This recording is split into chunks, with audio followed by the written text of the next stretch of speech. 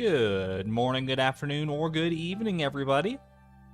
And welcome back to Randomized Perfection, the beginning of the end of Goal 18. I mean, it's not the end of the whole challenge. What are you kidding me? We're Goal 18 out of 564 or something crazy like that. But it's the beginning of the end of the gold clock. The gold clock will be acquired by the end of the week. Not the end of this stream, but by the end of 3 streams this week. One today, one tomorrow, and one Thursday. Regardless of how long the Thursday stream might need to be. We'll see how that goes, but... How's everybody doing today? Y'all have a great weekend? We're here with another evening stream. It's not typical for me, but it's just, you know, the way that the schedule's been working out lately. Tired? 12-hour stream. Hey there, Allie. 12-hour stream, here we come. I might go a little bit longer than usual tonight and tomorrow, just to you know, spread the wealth so that we don't actually end up with a 12-hour stream on on Thursday. I don't think it would be 12 hours anyway, but you know, knock on wood and all that. Speaking of the goals though, the goals for the week: exclamation point goal. I almost did hashtag goal instead of exclamation point goal. Technically, I could make the command hashtag goal. I could make any like the prefix to goal does not need to be exclamation point. The prefix to any command doesn't need to be exclamation point. It could be hashtag. I think that would throw people off at this point though. Good to see everyone. Lots of lovely returning names and faces. Gonna announce yourself in chat with the same message every time now. I respect the consistency. If there's one thing that we enjoy here, it's consistency. JK, I mean that is sarcasm to a certain extent. We're not necessarily that consistent around here, but you know what? The chaos is welcome even more so, honestly. Let me help you de-stress, says Haley. Why, thank you, Haley. The exclamation point is so standard for stream commands at this point. I know, that's why I would, like, when I go into Nightbot and I see that you don't, like, have to have the exclamation point there, it's crazy to me, because you see that everywhere. I don't know, like, why that's so typical, but it must have been, like, a requirement from some bot at some point. Saw the Palea channel. Dude, I can't wait to get back to Palea. It was such a fun time, the first stream that we did of it. But you know what else is fun? Is fan art. We got a little bit of fan art to go over before we get into things today. Just a couple little pieces, both from stream regular Jelly Oceana. I don't know. Oceana, you are in here. I see you. And we got your fan art, starting with this lovely little kitten. We got Pie. Pie looking nice and sweet and cute and pristine. I love me some Pie art. Very, very cute. We still don't have a Pie emoji, but hopefully someday. Hopefully we'll unlock more emote slots, and then I can add a Pie emote swiftly. Or I guess I could eat one of the other emotes that we don't use that often and put Pie in there as well. Either way, very cute rendition of Pie. But not to be upstaged. Thank you to Jelly Oceana for this. Not to be upstaged. Pie, Meat Pie, and Tim Beeb. Tim Beeb was not forgotten. Also by Jelly Oceana here. Never forget Tim Beeb is the OG. We've been living with Pie for a long time with this randomizer challenge, but Tim Beeb, never forget. And they're such good friends too. You can tell Pie's having a great time. You can tell. You can just tell. Don't ask me how I know. I know my cat. I know my cat. You might see the frowny face above his head and be like, that cat does not look like he's having a great time. Trust me, that's how he shows love. Thank you to Jelly Oceana for the amazing artwork, and thank you to all the fan artists who have shared fan art over the past year and a bit. If you'd like to share your own fan art, exclamation point Discord.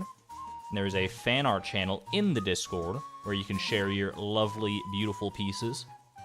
Did you guys know we're closing in on 300 individual pieces of fan art?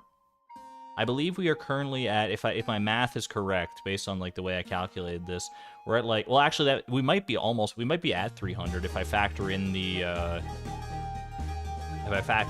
like the songs and the non-visual fan art that aren't in the compilation.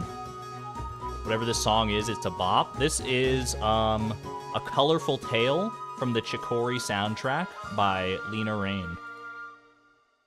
There you go. It's a lot of fan art. I'm just like flabbergasted at how much there is. My ghast has been officially flabbered. Strike that, reverse it, I think. Simber, thank you for being a member for 3 months at the Neutron level, by the way. Loving the little emojis. Dude, the homie emoji is so good. All of them are good, but homie is a favorite of mine for sure. And Dog.Cat, thank you for being a member for 16 months at the Electron level. I greatly appreciate the support. Thank you all so very much. I'm working on animation for the first time for Pi, and I'm not sure how I would be able to submit the animation as fan art. Any tips? The animation would have to be either like a video or a GIF/GIF, right? So it should just be able to upload to Discord like normal, I think. Unless there's a different format that I am not wary of, not cognizant of. Anyway, let me go ahead and get this show on the road, shall we? Let me open up some Stardew.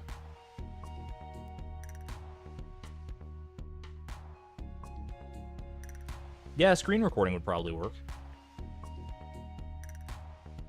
I would imagine. Usually, I don't know what program you're using, but usually they have like an export feature of some kind, but perhaps that is not the case. Hold on a second. Hold on. Hold. I gotta move my windows into all the right places for my brain to be happy. Okay. I've got a place for everything, and everything is in its place. Mrudala Srivatsa, thank you very much for being a member for 6 months as well. Glad to make a head poke out of VOD Squad today. Good to see you. Good. Hope you've been enjoying the VODs, nevertheless. But I'm glad to see it a live one for a little bit. Looking at the stream alerts this week, I'm feeling pretty confident about the gold clock soon. Not only am I feeling confident, Lisa, about the gold clock, I am guaranteeing that we get the gold clock this week. Like I said, no matter how long the Thursday stream, which will be the last stream of the week, ends up being, we're finishing off the gold clock that stream. This gold clock has been a thorn in our side since... let me actually check this. I don't have the statistics right now. So let me look it up, because I have that power. It's within my grasp here. Because I know the name of the stream that we got the goal on. Okay. Where is it? Where is it? Lucky number 18. VOD 27. We have been with this goal, with goal number 18, build a gold clock, for 13 individual streams up to this point. 13 out of 40 have been gold clock related in some way or another. That is rough. And we're not going to let it get to 20, that's for sure. It was the first live stream you caught with me, Xavier. You're not going to know. It's going to be such a shock once we're not doing gold clock stuff anymore. We're going to burst the dam wide open and do like a whole bunch of stuff that was like, wait, that's not allowed. That's not allowed. This feels so wrong. All right, let me bring you in. It's been like 50 hours. How many for the dwarf? That's a great question, actually. I think the dwarf was only 9, if I remember right. I think the dwarf was 9 streams. I might be mistaken on that. For some reason, that's the number that sticks in my head, though. Optimistic it can't get much worse than this. I mean, what could possibly be worse? What could possibly take longer, right? I digress. Let's go ahead and get this show on the road. It is multiple of 3, so we got fruit trees today. We got, I might do a little more winter foraging. I don't think I'm going to go and do, like, winter foraging for the entire season. But I do think it would behoove me to do a little bit more winter foraging just while I'm here, you know? Bolster my odds, or bolster my funds as much as I can. But before we get on with that, we do have to do a little bit of fruit tree tomfoolery. Ooh, we got a lot of these are gold fruits now. Aren't some of these bananas gold right now as well? I think we're in the transition phase from silver to gold bananas, and all the other fruit are gold naturally as well. Yeah, we got one gold star banana tree by the looks of things here. That's pretty good. If you get Forged an Infinity Weapon next, so we glad we kept that prismatic. Very true. Very accurate. What's our hay looking like? 788. I could probably fill that up then. Fill that up before we get too distracted by other things like talking about like tacos or something. I don't know. Who knows what direction that the conversation is gonna go. That's the crazy thing about streaming a lot of the time, especially streams that have like a lot of downtime like these money-making ones tend to. I was so confused for a second because I'm like, I'm pretty sure I put a mushroom into this seed maker because I was making ancient seeds last time, and I was like, did I accidentally have an ancient fruit? But no, I think that's just the 0.5% chance to get an ancient seed from anything you put in the seed maker, which is pretty hilarious. That threw me off for a second, dude. That tripped me up. What I was gonna say though is, yeah, like when I start a stream, I have no idea what I'm gonna talk about for the stream most of the time. And somehow we still make it through. Hog Ancient Seed. It's the ultimate Ancient Seed. Blessed by the Ancient. Imagine if we had to get 138 Ancient Seeds like that by getting them randomly from a seed maker. That would be so bad. I was gonna do something else. I was gonna put hay in the silo while I'm thinking about it. Eat common mushroom? I don't think I will. Char OJ, welcome on in. Imagine if that was our first one.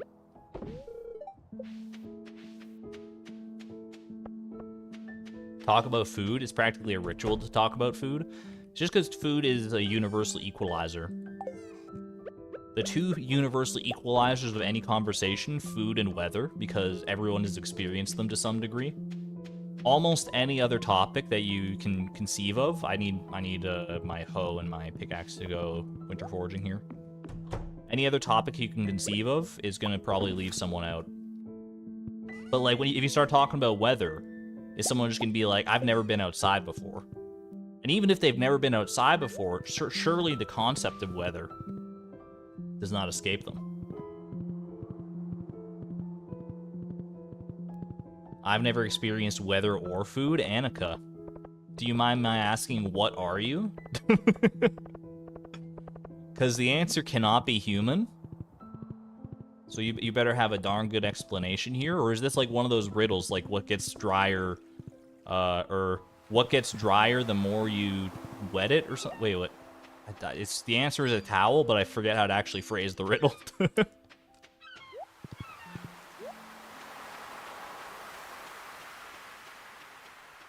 Saw somebody trying to make whale burgers yesterday.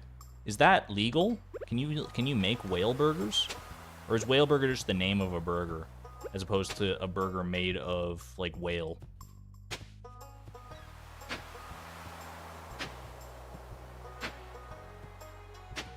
Water gets wetter as it dries? Water never gets wet in the first place, though. That's the problem. Alright, 6. I gotta get back in the rhythm here. Wait, okay, this is our hole. This is my hole. Do you like it? I made it myself. Alright, there we go. And we go to 10. Perfect. You have another riddle. What gets bigger the more you take out of it? What gets bigger the more you take out of it? A room. Elliot, are you alright? Man, just curb stomped that, just that freaking shell. A hole? I guess a hole, yeah, a room doesn't really get bigger, it just gets more spacious. A hole definitely gets bigger the more you take out of it, though. That's true.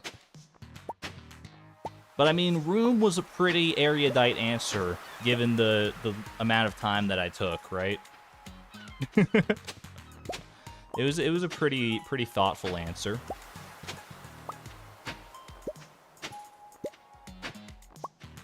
Chat, there was a word I learned the other day. I forget what it is now. Oh, hold on, I gotta look it up. It's on my phone, because it's like, I get my word of the day from dictionary.com, sent to my email, and it was not that long ago. Literal? No, I don't need... It's... Well, this word also trips me up. It's literal, but it's not literal. Like the literal that you know. It's Littoral. Littoral. But, I don't think it's pronounced that way. But it was a crazy word. Like, it sounds like a crazy word, but it's also... But it has, like, a very mundane definition. It just means, like, beautiful, basically. Where is it? Here we go. Yeah. It means physically beautiful. It's if you're physically beautiful, you're pulchritudinous, apparently. Julius, you got it. You had beat me to the punch. Pulchritudinous. Hold on. I'm so thrown off now. I think I did 10, right? Yeah, I did 10. Pulchritudinous. Like, how would you feel if someone told you you're looking particularly pulchritudinous today? It sounds like an insult, but it's actually like it just means like you're beautiful. Like, it makes me think of like, I don't know, like sewage for some reason, which is definitely not physically beautiful. All right, that was 8, correct? So we go over. I did watch a video about, like, the replacements you can do if your pattern breaks and stuff with this method of winter foraging, but I did not internalize any of it just yet. I'd call them a nerd. Why would you be so nice to them? They called you pulchritudinous. Makes you think of something pulpy or boreal. Boreal, isn't boreal like cold? Like really cold? Or like wintry in some way? Hold on, that was a fake yam. That's not part of our pattern. That's the real one that's part of our pattern. Part of our pattern. Reminds me of the word putrid. Maybe that's where I'm getting it. It definitely does not sound like something you want to be called. If you're trying to flirt with somebody, maybe don't take advice from me, because, you know, I'm asexual and have never really been in a relationship. But not in any, like, super long relationship anyway. But don't call someone pulchritudinous, probably. I think that you're gonna... Unless they're extremely nerdy, in which case maybe you found the one. But, you know, probably don't risk it. At least not on like not as like a first impression kind of thing. Like Aurora Borealis. Aurora Borealis. At this time of day, at this time of year, in this part of the country, localized entirely within your kitchen? Yes. May I see it? No. Steamed hams, but it's Stardew Valley. Man, steamed hams was a great meme. I don't know if people are still making steamed ham memes or not. Right, that was 10, I'm pretty sure.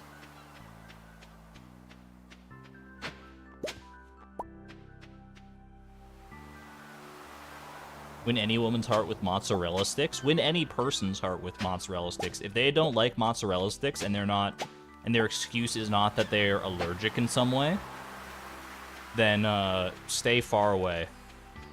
It's the only plausible explanation. By the way, I accidentally spelled fee. I don't know if, like, I'm not trying to bring up Skyward Sword. Isn't that the name of the girl in Skyward Sword? Like the little sprite that follows you around. I am the knight that says fee.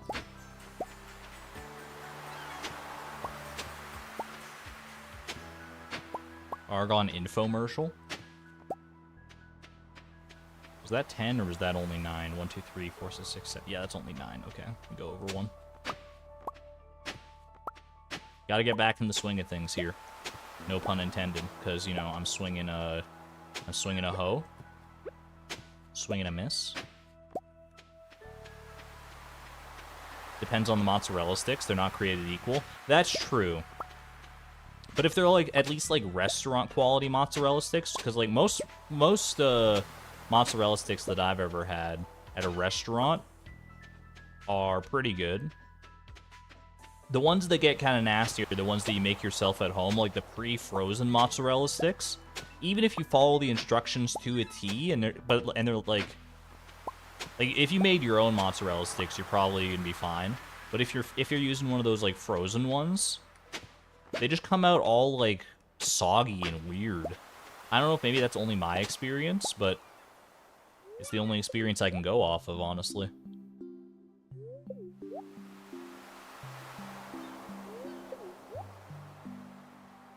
Don't think I've ever been so jealous of snow in Stardew. What?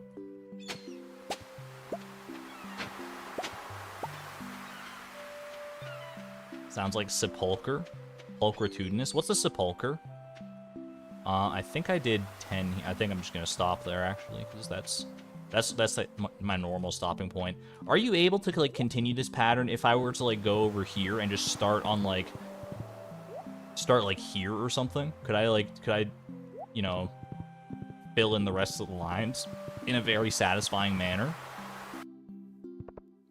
Obviously, the pattern itself wouldn't continue immediately, but if I were to like reset the pattern and do it there instead. Sepulcher. Sepulcher. It's a tomb.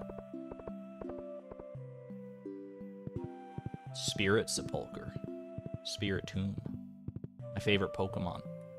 Chat, I learned Gen 4 of Pokemon. I learned because I've been trying to memorize all the Pokemon in National Dex order for no particular reason other than that I would find it satisfying to know.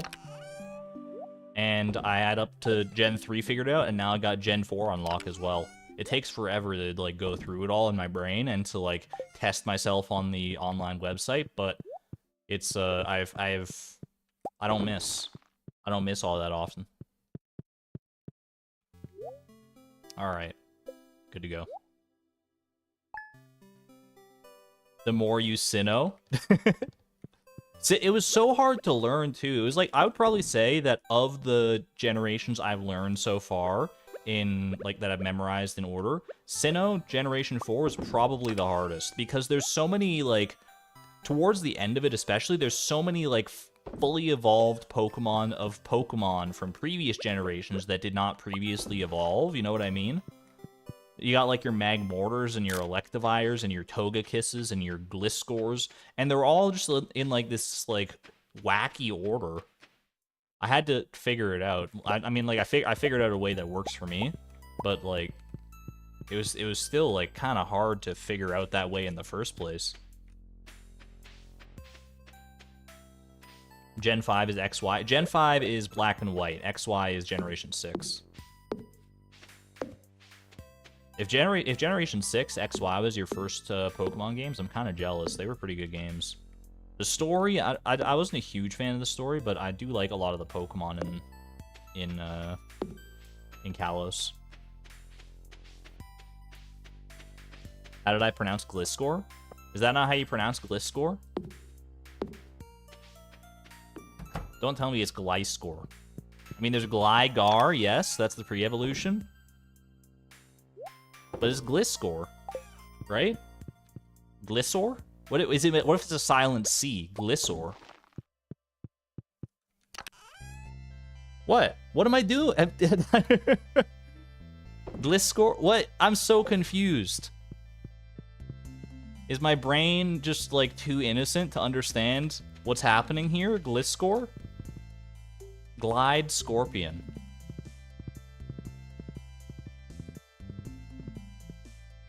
None of you watch the anime and it shows. I mean, I'm not going to say that I did watch the anime, because I definitely didn't.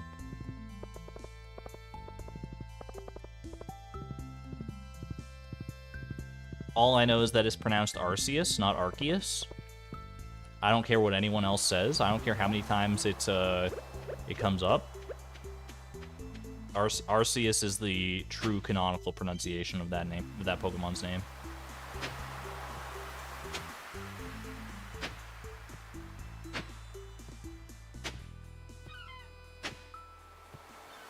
Do I have a least generation? And if so, what's my favorite Pokemon from it?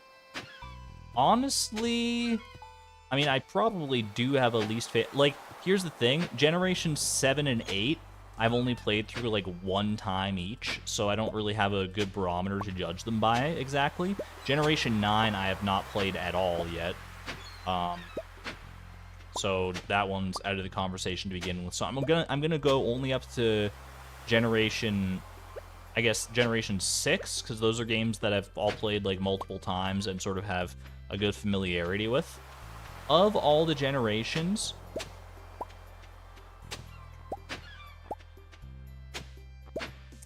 I mean, here's the thing. I think Generation 2, Gold, Silver, Crystal, I think the remakes are extremely good. I really like Heart Gold, Soul Silver. In fact, Heart Gold, Soul Silver might be my favorite Pokemon games. But the actual generation itself of because those are part of Generation 4, which is probably my favorite generation. Generation 2 is pretty bad. like I think I've played those games.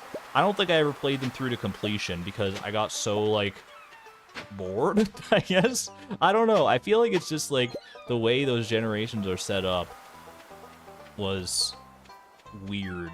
I know a lot of people have a lot of nostalgia for Generation 2, but it does not hold up to the test of time, I'll tell you that much. I don't think Generation 1 even holds up that well, to be honest with you.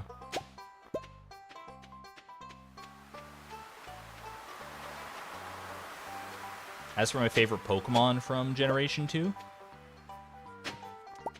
it's honestly kind of a hard question. Generation 2 had a lot of baby Pokemon. I remember that, like pre-evolutions of already existing Pokemon. And none of those are going to be my answer because it seems like a weird thing to do. Like they added so many Pokemon for no real reason. Honestly, I think my favorite Generation 2 pick. This might be kind of a normie pick, but I really like Entei's design.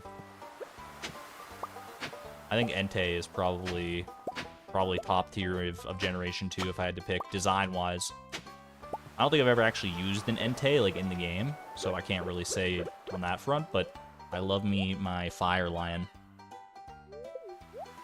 And I'm not talking about Pyroar.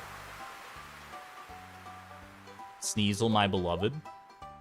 What did they do to Sneasel in Legends Arceus, though? They massacred my boy.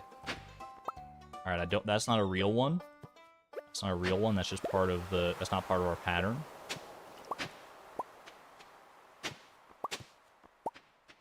Entei is a good dog. Have you guys seen the... I mean, I know I shouldn't talk too much about Pokemon because I feel like I alienate half of chat when I talk about Pokemon. But did anyone else see the... because I'm keeping up with Pokemon news, even though I haven't played Generation 9, and I saw the new design for the, like, new form of Raikou. Anybody else gonna follow this train with me? Because the new iteration of Raikou is so derpy, but also so cool. It's I don't know, I love it, man. He's got, like, such a long neck. He's got such a long... It's like he turned into a giraffe out of nowhere. It was the, like, most unexpected new form of all time. You don't know how to feel about it? Was that 10, by the way? 1, 2, 3, 4, 5, 6, 7, 8. That was 10, okay. I thought so, but I wanted to make sure. Thought it was Raikou. I mean, it's R-A-I-K-O-U. So unless they're getting real quirky with their pronunciation, I think it could only be... I've heard Raikou, I've heard Raikou, which I go with personally because it makes sense. It's like a cougar, which I know doesn't always translate to pronunciation, but it makes sense in my head at least. Are we not talking about the Pikachu evolution? No, we're talking about a legendary Pokemon from Generation 2, Raikou. Raichu is a different Pokemon. You know, if you're not that familiar with Pokemon, then it's an easy mistake to make, honestly. I didn't even, like, put 2 and 2 together there. Hey there, Pelinar. Also, the fact that they're both electric types certainly doesn't help matters. It's like, Raikou, are you talking about the Pikachu evolution? No, I'm talking about the electric one. And you're like, Pikachu is electric. And you're like, well, I guess we're at an impasse.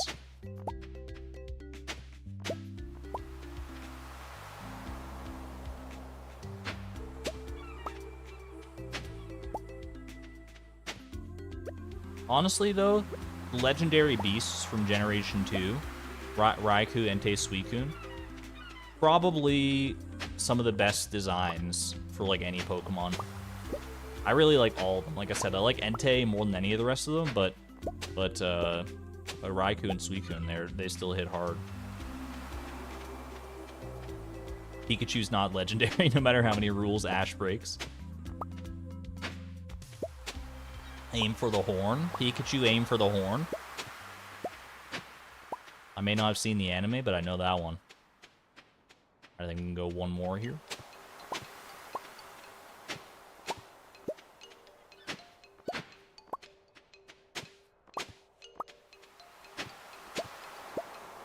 Lock it in. Man, 450? That's got to be a new record. It's like still light out when I'm heading home. That's such a rarity. I feel like even like last stream when I was learning stuff and when I was getting more proficient at it, it was never light out when I actually started heading home. It's getting dark now because like 5 p.m., but it's almost like the Rai part of their name relates to thunder in Japan. I can't imagine that that would be the case. It's not like Pokemon was made in Japan, right? No shot.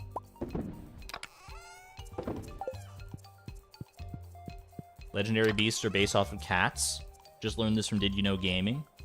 They were meant to be androgynous, but Entei is a lion, Raikou is a tiger, and Suicune is a leopard. No, Raikou is a cougar. I said that before. But cougars and tigers are like kind of the same thing. They're just big cats. Cougars are like tigers, but without the stripes, so.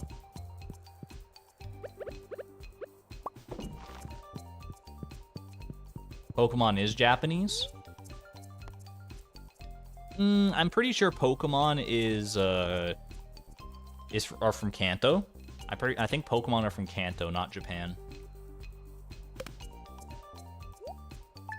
And I guess you could be like, oh, they're from the Kanto region of Japan. And then it would be like, are you light? Did I just catch you, Kira? Was he from the Kanto region of Japan? I don't remember. I've watched Death Note all of one time in my life. It was very good, but I still only have like a cursory knowledge of the events within.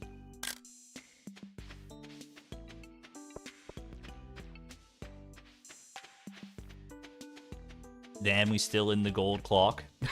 Not for much longer, Iluga. We're working on it, and we're gonna get it done by the end of this week, not this stream. I'm not crazy enough to say that I could make 4 million gold in one stream, not the way that I'm doing it at least.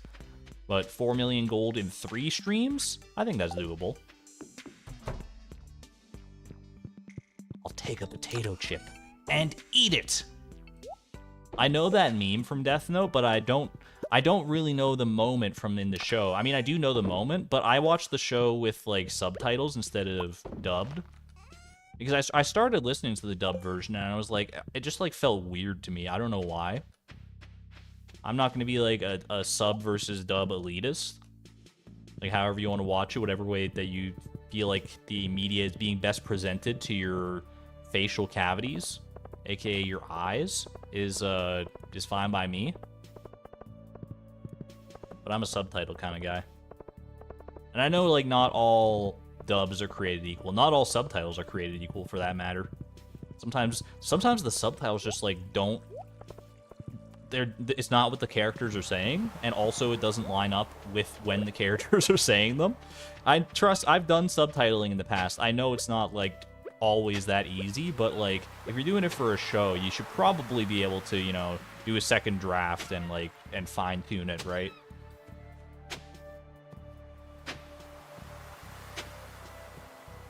subbed and dubbed at the same time. I mean, I'm a person that watches basically all media with subtitles, except I don't really watch YouTube videos with subtitles because the vast majority of them are auto-generated subtitles that have gotten better. Don't get me wrong, but they're still not perfect by any means. Does anyone remember the caption fails videos from Rhett and Link back in the day? Those were those still stand as some of like the funniest videos on YouTube, I would say. I really love those. Basically, if you don't know what they are, basically the conceit of it is they would make like a little skit, or in some cases they sang like a song. They sang like a cover of some like Taylor Swift songs or One Direction songs. I remember they did those as well. They would upload it, then they would get the auto-generated captions of their skit or their song. Then they would perform the skit with those auto-generated captions. Then they would do it a second time. They would like go through the auto-generated caption process again just to muddle it as much as possible. I think they did that like 3 times. And then they would like present the final sketch at the end of that. They were so good. I haven't watched them in so long, but I just have great memories of them so much.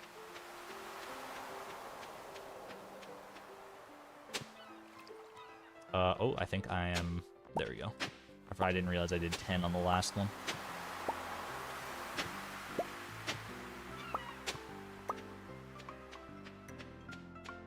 Is my audio clipping? I don't know. Is my audio clipping? Testing, 1, 2. I am talking right now. I'm talking in a continuous laminar stream of audio into your ears to test whether or not the peripherals and auxiliaries that are causing this audio to arrive in your ear holes is clipping in any possible way. It is. It's fine for me. It's good for me. The clipping is so funny. It's okay for me. Audio is good. It's fine for me. Oh, it's fine here. It's happening for, like, a couple people. Like, it's happening for Pada and Benny, that my audio is clipping, but for everyone else that I can see, sounds like a robot in the rough. It's okay for me, too. Might have heard it for a second, but it's fine now. Maybe it's worth a refresh. It's happening for placeholder name as well. It's fine, refresh. It must be a YouTube thing if it's only happening for certain people. Clipping for you. I'm getting clipping, but I thought it was because my internet being crap tonight. Is it clipping just my voice or clipping the like music and stuff as well?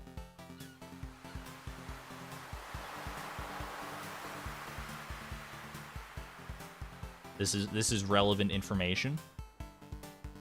Refreshing worked. Just refresh. It's very weird though if it's only my voice and not the like rest of the audio in the stream. Because that sounds like it would be something on my end, but I don't know. I'm getting conflicting information. I'm just going to go on as long as it's, you know, audible, listenable, and it's not, like, super grating to your ears. And if you are happening to getting some clipping, then try refreshing. That seems to be working for a lot of people. Turning on my fan, by the way, just to muck up the audio even further.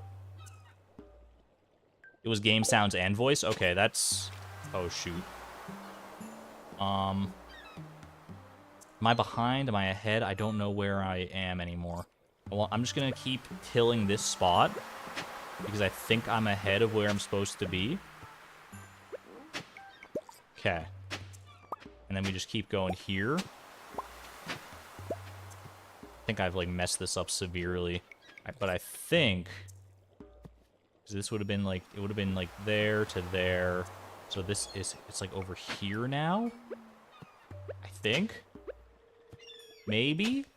1, 2, 3. Saved? I think I saved it.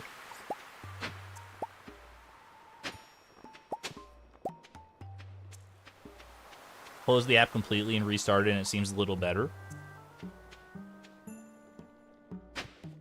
Oh no, I messed it up again. Wait, I'm bad. Wait, hold on.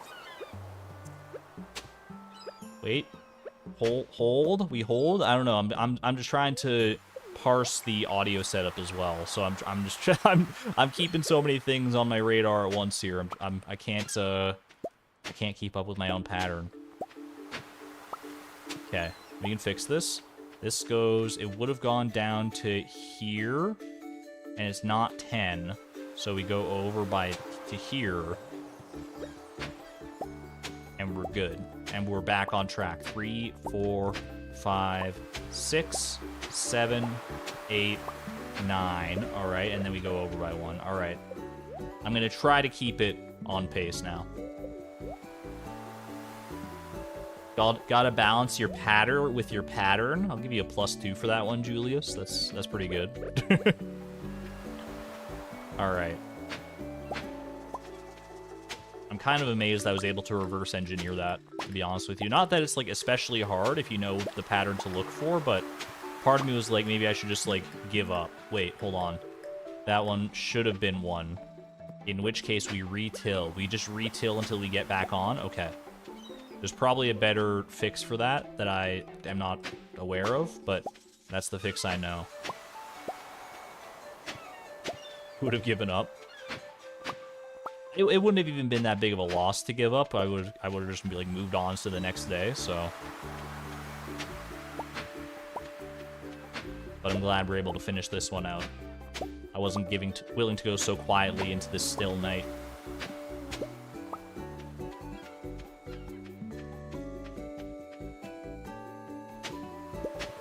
Whoops, messed up. Now it says ni. Ich ni san shi.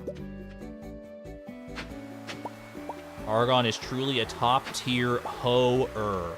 I have to be very deliberate in my pronunciation on that one. Just to be on the safe side. What was this? 1, 2, 3, 4, 5, 6, 7, 8, 9. Okay, so that was 9, so we go over by 1 here. Okay.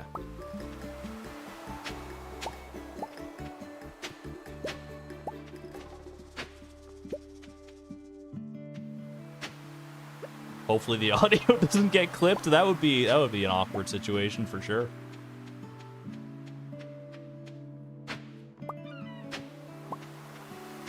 I'm starting to feel exhausted. That's okay. I've got 575 common mushrooms to work through here. I actually don't mind eating some of these mushrooms. It's a pretty good way to get energy back because, like, I'm not using them in the seed maker fast enough to warrant holding on to this many anyway, so I might as well put some towards energy conservation purposes as well.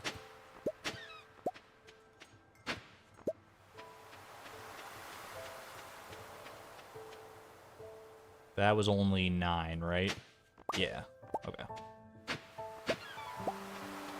Oh, now it says hi again.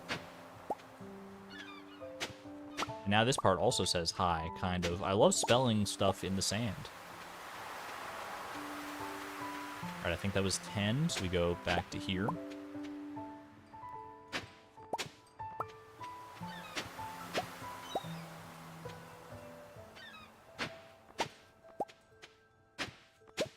Alright, and we're out of here at, like, 5 p.m. If I can consistently get out of there, like, at 5 p.m. or earlier, I think that's pretty good. And that was 5 p.m. with all, like, the messing up in the pattern and stuff that I did, so. Double highs, amazing. Hi. Oh, hi. Alignment, chaotic goof. Is Winter Forge worth it in the time of real time versus just sleeping through winter and doing ancient fruit and stuff? I actually had that same question, Clawtooth, and I didn't do the math on it, but based on, like, my experience with it so far, I think it's roughly equal, to be honest with you. I feel like the time spent winter foraging versus, like, if I was just sleeping and doing all my usual stuff is, I think we're making about the same amount of money. So I'm willing to keep doing it for a little bit just to, like, because I'm not losing anything on it. At least in my perception. It might be, I mean, it probably is slightly different. Like, I'm either making slightly more or slightly less than I would be if I were just sleeping through the days like normal. But, hold on, I just realized I have to deposit these because we're going to get, like, multiple qualities of bananas and stuff.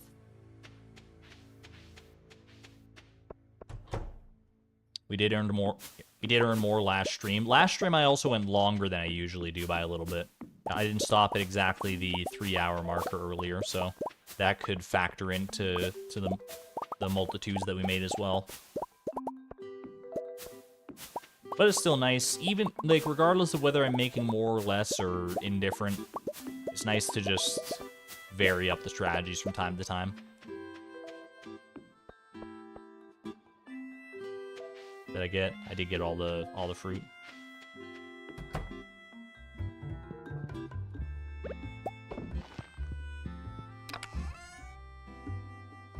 Not by much though, and it was substantially more considering that I'm going for longer. I don't know. I mean, I could be wrong. I'm just going off of what I feel in me bones, in me Stardew Valley player bones.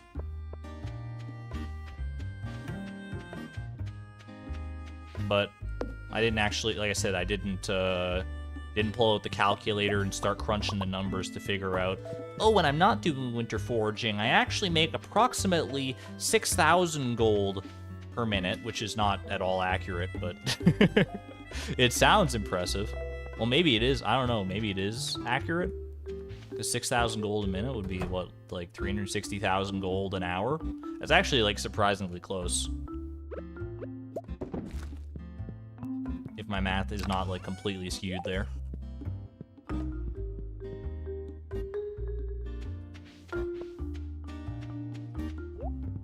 Actually.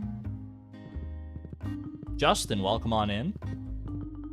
Glad to be here to chill. I'm glad to have you here to chill. We got a chill little evening stream, at least evening for us in the Americas. But it depends on where people are tuning in from. I forgot my hoe and my pickaxe. I'm a fool. I'm a foolish fool. You think you can till winter forage with a scythe or an axe? Or dare I say a mushroom? I don't think so. Mushroom kind of looks like a hoe though, doesn't it? I'm not crazy. The common mushroom looks a little bit like a hoe.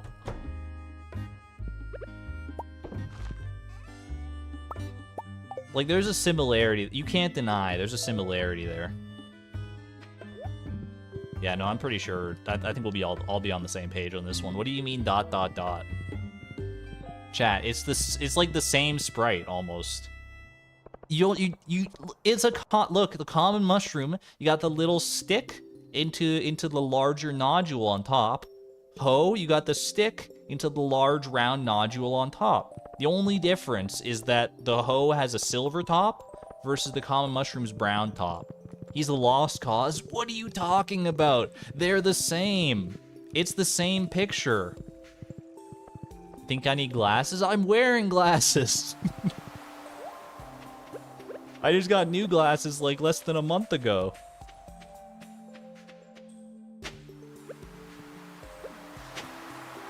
Came in to lurk about 5 minutes ago. Forgot to say hi. Hello, Priya. Good to see you. Welcome on in. My eyes are on sideways. Chat, it's the same.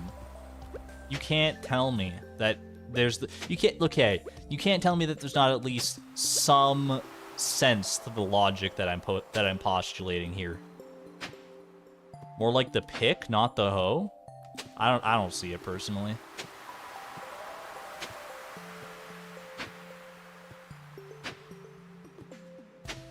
The hoe is a rounded top, the pick is a pointy top.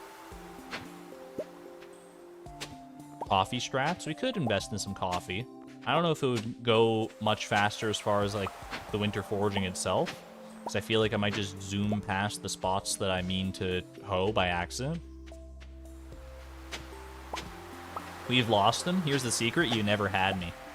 You can't pin me down. I'm made of olive oil. And my brain is like an eel.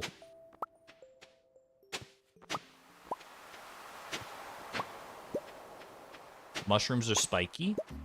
Mushrooms are soft and spongy on top, and if you jump on them, then you'll bounce extra high, if Mario has taught me anything.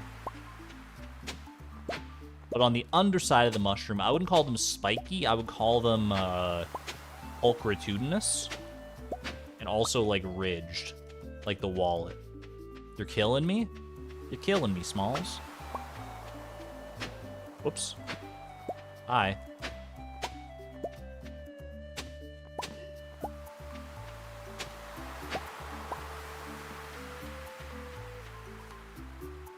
We can put the chests in new spots.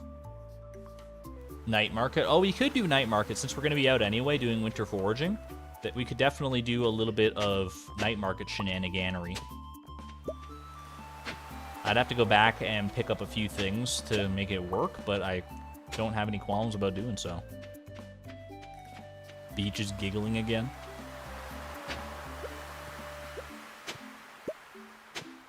Free coffee every day. True. Means we get 3 free coffees, Pog. I mean, 3 free coffees. I wouldn't take it personally in real life, because coffee is not good. At least not to me.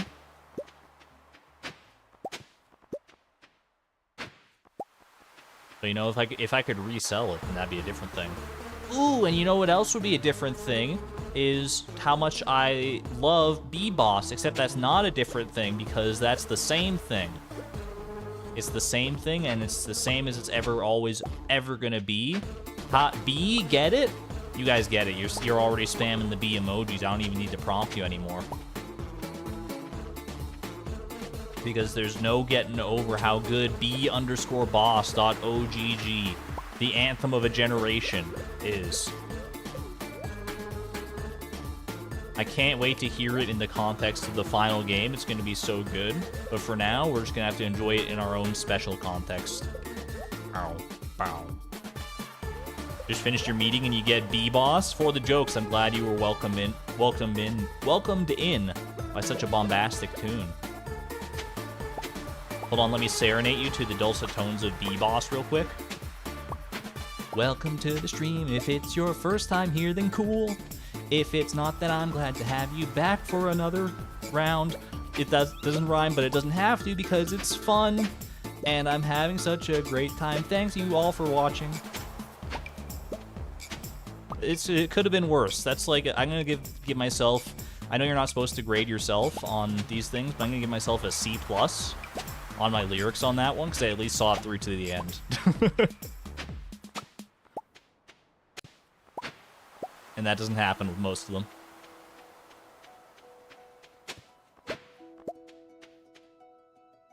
Another round hit me in a place.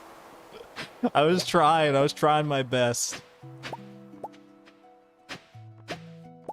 There's no feeling that quite matches the panic that you feel if you're trying to ad-lib lyrics to a song. You come up with something off the top of the dome for like the first verse, and then you have to rhyme it when the next part comes around, right? Or you have to try and rhyme it.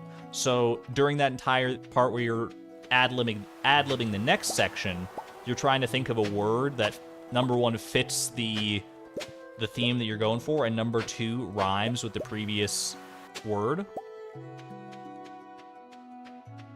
And as you approach the part where you actually have to say that word out loud or sing that word out loud, the panic just creeps up so much, the anxiety, and there's no feeling quite like hitting it bang on and finding the perfect word that you needed at the exact perfect time. Was that? Yeah, no, we're good. I think I just threw myself off.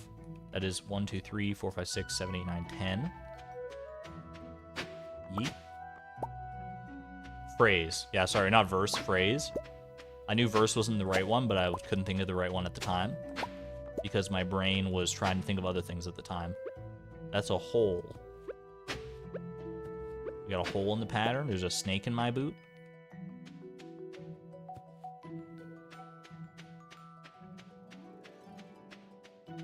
Whose line hoedown? Oh, shoot. Oh, wait, no, this is fine. Just go like that. All these people walking all over my beautiful crop lines. Hello, Linus. I think that was 9. We got this. I'm gonna go ahead and eat a single mushroom. Poor Linus, man. He comes all the way down here for the night market, and then he sees how big the crowd is on the dock, and he just hangs out up here. Honestly, I can commiserate. I have extreme wallflower energy as well. More chests? I think that is the plan, yeah. I gotta go get some things to make more chests possible, but why not, right? We're not really wanting for chests at this exact moment, but we might in the future, so, like, why not invest now? While the situation is ripe for it. He just likes to watch people, you can respect it. People watching is an underrated hobby, for sure. I'll partake in a little bit of people watching from time to time, just at, like, work, when I'm... like, I can just, like, look out the window for a little bit and watch people as they go about their day. You don't usually see anything that exciting. Ever so often you'll see, you know, someone, like, stumble or something and not, like, trip and fall flat on their face, but they'll stumble and they'll, like, look around and make sure no one saw, and then they'll keep walking. You use torches and it worked for the chests. I don't think I have any torches, nor can I craft them myself, but that would be a good hack. What should I go with? I know stone cairn works. Would this work as well, or is this a pick-upable entity? No, this is one for a pickaxe, so that should work, right? I think the only requirement here is that the things you place in the submarine and the mermaid's boat have to be... You have to use a pickaxe to pick them up, so it should be fine. Steel torch from the mines. I could do, but that's a little far out of the way. That would take like a whole extra like 30 seconds to like go to the mines, find a level with torches, get the torches, and like come back down. It's just not worth it. Look, I'm already almost here. Torch strats were an early moneymaker, you're not wrong. We could always go back to torch strats. I think we've had worse moneymakers in the past. Oh my gosh, this is so beautiful. Hold up. Give me my free coffee, please. With the nighttime reflections here, this is absolutely gorgeous. Night market's got a whole different vibe now. Alright, you will go right there. It literally doesn't matter where it goes, so that's fine. They look like spaceships? They do look like spaceships. Penny staring at herself.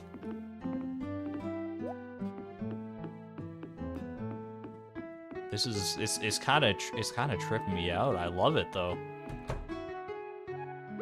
I wish the real game was like this.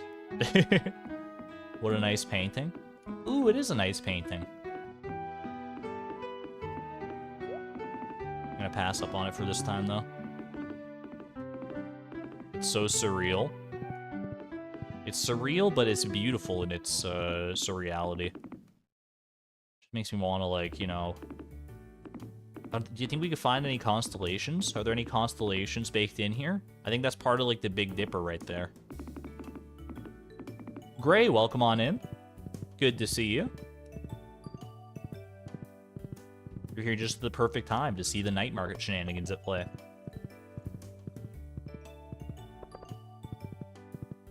Get to watch me while shopping for textbooks. Yo. Hope you enjoy the experience. I know you won't. At least not once you actually have to pay for the textbooks, because, like, holy heck. These days, doesn't like a textbook cost like $500 or something? I mean, they're not cheap, that's for sure. At least like a new textbook. If you can get a hand-me-down, you're probably doing fine, but... Alright, are we gonna... You know, I'll use this coffee tomorrow, why not, for a little bit extra oomph in the winter foraging goodness. Alright. Boom, lock it in. Always buy used whenever possible.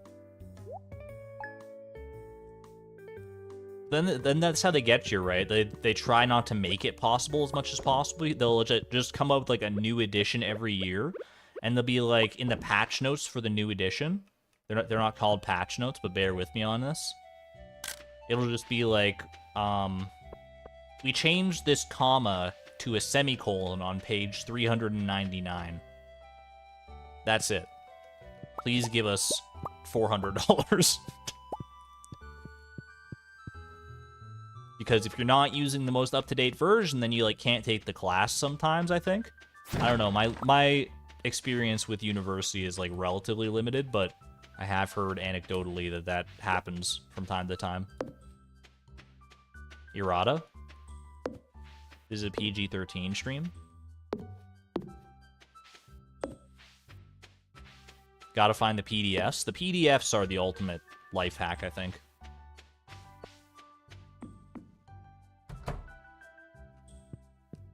Is there new updated info in the new textbooks? I feel like they'll change things and they won't tell you what they changed. I don't think they actually have patch notes or anything similar, to be honest with you. All right, oh, red mushrooms go over yonder. Internet Archive. Ooh, we got a beer as well. Thanks, Pam. Are the Internet Archive and the Wayback Machine the same thing? Or are they part of like the same project, roughly?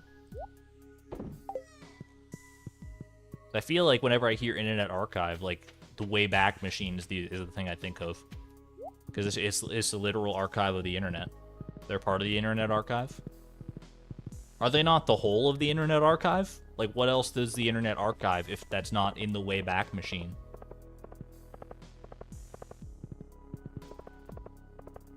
Sometimes I get the temptation to just, like, go into the Wayback Machine and, like, just, like, scroll into, like, old sites that I've not thought of in, like, a million years. I don't do it all that often because I don't have the time to do that. I feel like I get lost and just lose, like, an entire day of productivity to nonsense that doesn't matter anymore. But, man, I'm glad the Wayback Machine exists. It's useful for so many things. It's incredibly helpful for ARG websites. I've never participated in an ARG, not like the actual discovery process. For those who don't know, because it might be a bit of a niche concept, ARG stands for alternate reality game, which basically is like a sort of mixed media adventure where like you all like you most of the ones that I see, you kind of like suspend disbelief. It'll like be someone will be like, I woke up and the sun isn't here. Like there's no sun outside, and they'll like show videos of like the sun not being there. And then everyone else kind of plays along, even though like everyone probably knows it's fake and that this person is not in an alternate reality where the sun like evaporated. But they'll play along for the sake of the story, and like, and that's a very minor example of like an ARG. You can get into so many different things with it. There's some of my favorites though. I do love me a good ARG. And I can see the Wayback Machine being very useful for that.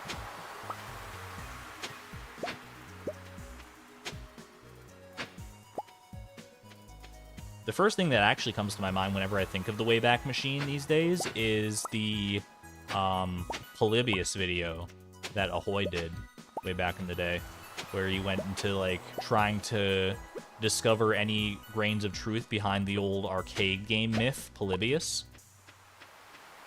And he used the Wayback Machine quite a bit well, not quite a bit, I would say, but he used it for certain points in the video to dissect and discuss evidence and stuff. It's a very good video, by the way. If you've never seen that video, probably like top 10 videos on YouTube, in my opinion. And there are a lot of videos on YouTube, so there you go. Take that one as you will. You woke up in an alternate reality where no one wears pants? Everyone gets to wear dresses? Heck yeah. Sign me up, dude. Dresses are cute.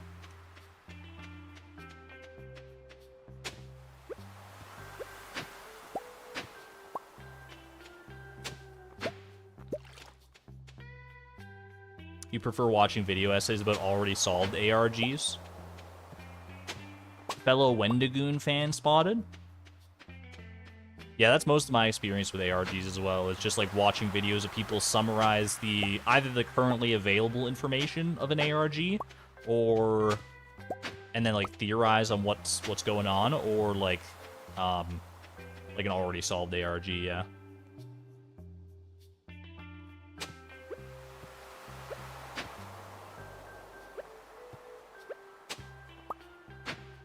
Wendigoon and Hannah the Horrible. I don't think I've ever watched anything from Hannah the Horrible. I'm aware of their presence, but I don't think I've ever actually watched anything. But if they're in that Wendigoon pocket, then I'd probably be on board. Is this the start of Argon's femboy arc? How do you know we're not already halfway through the femboy arc? And you just didn't know.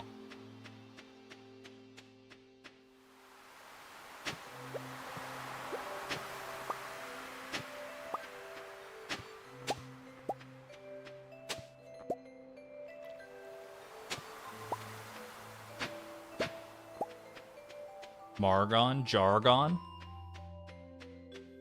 It's not jargon, it's jargon. It's Jarvis Johnson. Jarvis Johnson Gold. Speaking of great YouTubers. Chat, who's your favorite YouTuber? And you're not allowed to say me. Like, if you do, like, if I am your favorite YouTuber, then, like, thank you, but you're not allowed to. It's the one answer you're not allowed to give right now.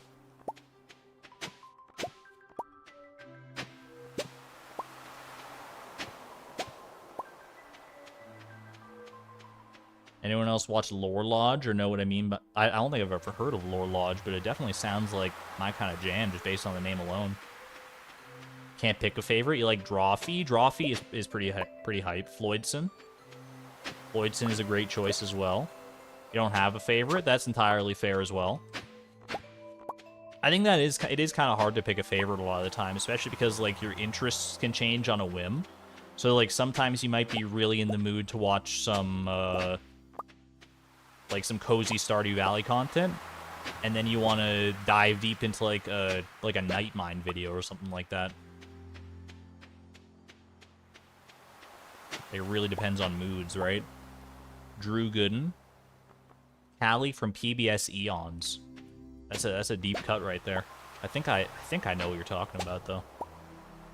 Ring Queen / Drew Gooden. You don't have favorites, but you have groups of favorites. That's valid. So I could be like, who's your favorite basketball YouTuber? And if you watch basketball YouTube, then you might have an answer to that. Although I can't say that I do watch basketball YouTube. Is basketball YouTube a thing? It must be, right? Like there's a subgenre of YouTube. There's a YouTube community for literally anything you can possibly think of. And like basketball is not a niche subject by any stretch of the imagination.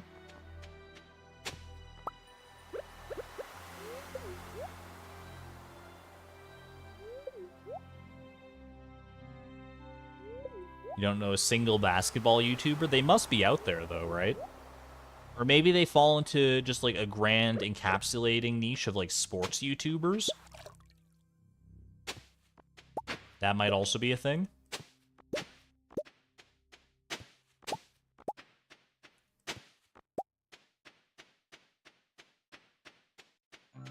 You have a favorite or two of each interest that you have?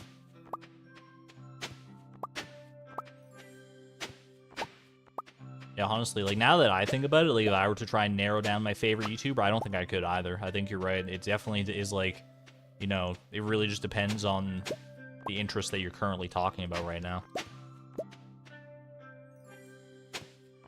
Speaking of interest, hello, Haley.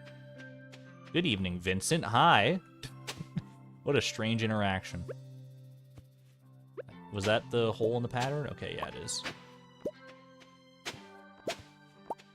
Not a strange interaction in principle, but the fact that... Oh, I didn't even drink my coffee that day. But the fact that it happened between Vincent and Demetrius is what strikes me as strange.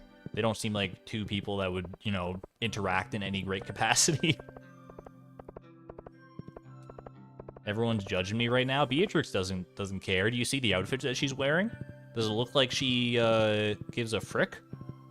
Pardon my language. Sunroom music and I'm vibing. It is a nice, relaxing tune to catch every now and again. You gotta offset the B-Boss jams with something, right? Pop those in there. Tomorrow is Wednesday, which is Cask Day, which is always exciting. She's not like other girls. So true. I'm just drinking the coffee to get it out of the way, to be honest with you. 37 large iridium goat milk. And a partridge in a pear tree. Okay. I don't need to do anything here. I'm just...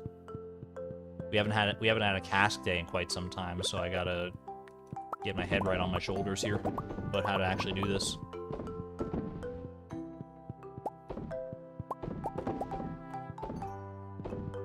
Okay. Put this one down in here. I'm glad that these wines are coming out at a fast enough rate that I don't have to expand beyond that bottom row for now.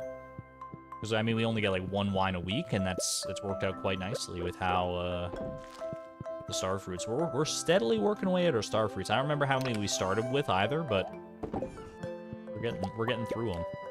Ain't no question about that. This is the wrong chest for those. It's a fridge. It's a fridge experience right there. Weekly wine is a W. Weekly bottle of wine for me. I should also put away the iridium wine now that I'm looking at it. Didn't realize I still had it in my inventory. I almost called it an invo. I don't know where that came from.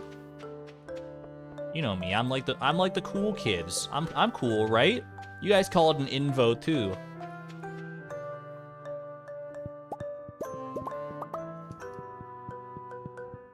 Oh, you haven't heard of invo?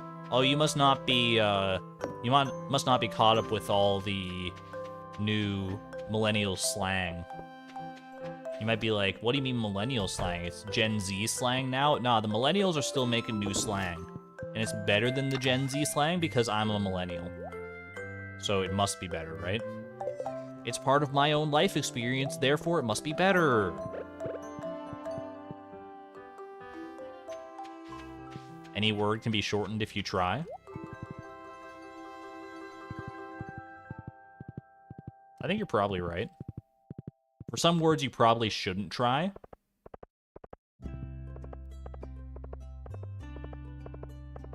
Like if you try to shorten like the bubonic plague. I'm not gonna finish that thought, but you could probably put two and two together.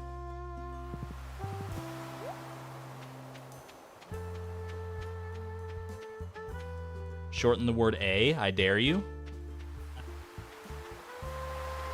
Alright, let's go ahead and continue here. I'll probably keep winter forage farming until the night market is done.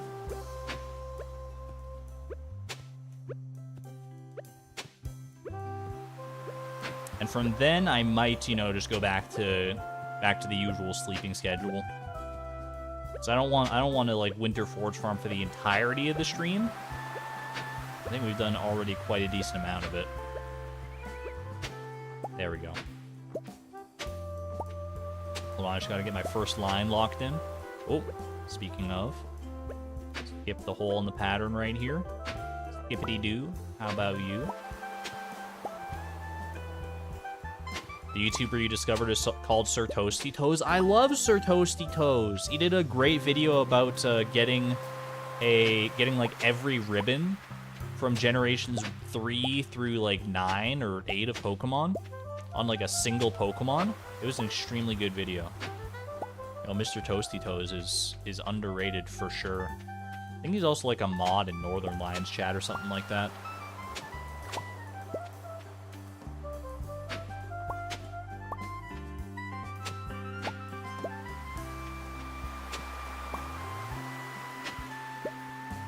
The growths you get on your lymph nodes with the plague are called buboes. Are you lying to me? Are you trying to... They're not called buboes. They're not called buboes? There's no shot. Why is that such a funny name for such a serious condition? Buboes?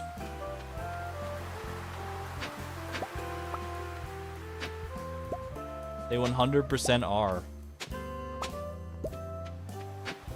Are they not just like cysts? I don't want to talk about it necessarily because it's sad, but like Boobos, really? All right. Isn't that like the name of a cartoon character? Isn't there like a show called like Boobos and I mean there's Beavis and Butthead, but there's like Boobos and something else? Booba? Who's Booba? Because I think you're right. I think Booba is the cartoon character I'm thinking of, but I don't know what they look like. I merely know their name because it's an iconic name. Boo Boo? Sounds like the name of a cute ghost. Sounds like the name of like Casper's pet dog or something. Kiki and Booba.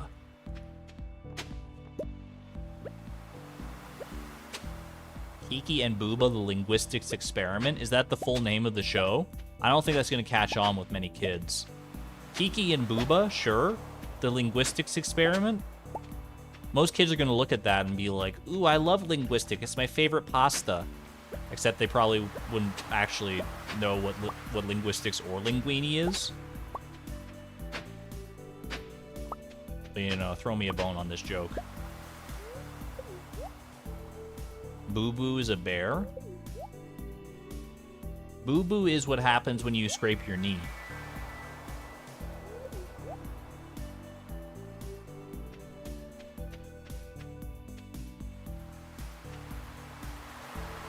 Posted Surskit shortening the letter A as per Pota's challenge in the stream discussion.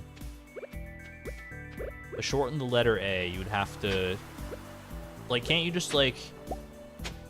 not make it capitalized? I don't know. It makes me think of that one video that Vsauce did a while back on, like, what's the shortest poem or whatever.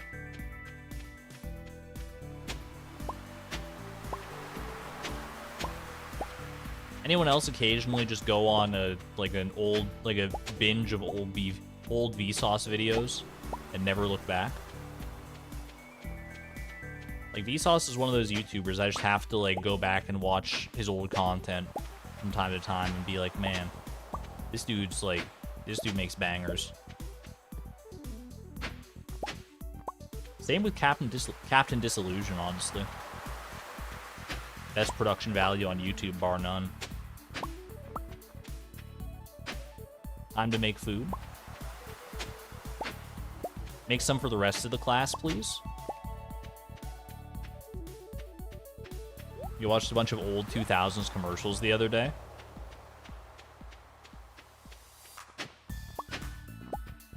No commercials hit quite like 90s commercials, though. You gotta admit that.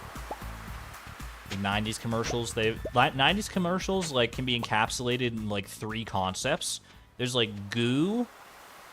There's like a lot of zooming in and zooming out. That was 9, right? Okay. And colors, like very bright neon colors. Those are the 3 core principles behind all great 90s television ads. What was my favorite 90s commercial? To be honest, I don't remember many of them. I only remember the broad strokes, which is why I can pinpoint specifically the goo. Is House Hippo from the 90s? I don't count House Hippo as a commercial, though. Even if it is from the 90s, I don't count it as a commercial. House Hippo is a PSA, not a commercial. Those are intrinsically different. A PSA is telling you, like, hey, you're stupid, let's teach you a thing. And a commercial is like, hey, you have money, let's sell you a thing. Very different concepts.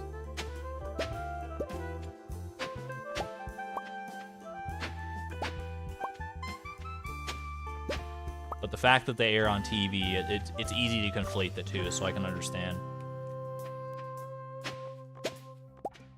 Does anyone remember that one animated PSA that had, like, the TV bouncing around? It's like, hey, what are you watching? Me? Well, I'm just a TV, I'm not even human. Anyone remember that one? We can do actually like one more here if I just retail this spot. You can run outside and play. Somebody get this cat off my head. I remember parts of it, but I don't remember the full extent of how the actual commercial goes. Sorry, not commercial, PSA. I'm part of the problem, it turns out. Half of the best 90s commercials were PSAs. The only ones that I remember are PSAs, that's true.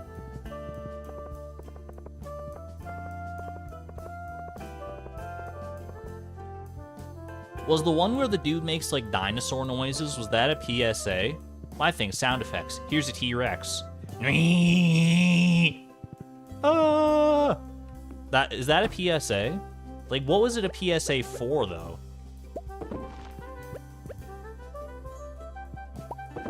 It was like, it was showing off a bunch of kids, like, different varied interests. It's like, what's your thing? Is it a PSA to say, like, hey, it's cool to do things? like, I don't know, maybe someone needs to hear that, and, like, more power to them, but I mean, I feel like it should go without saying, I hope. It's cool to have things that you can do. How about that?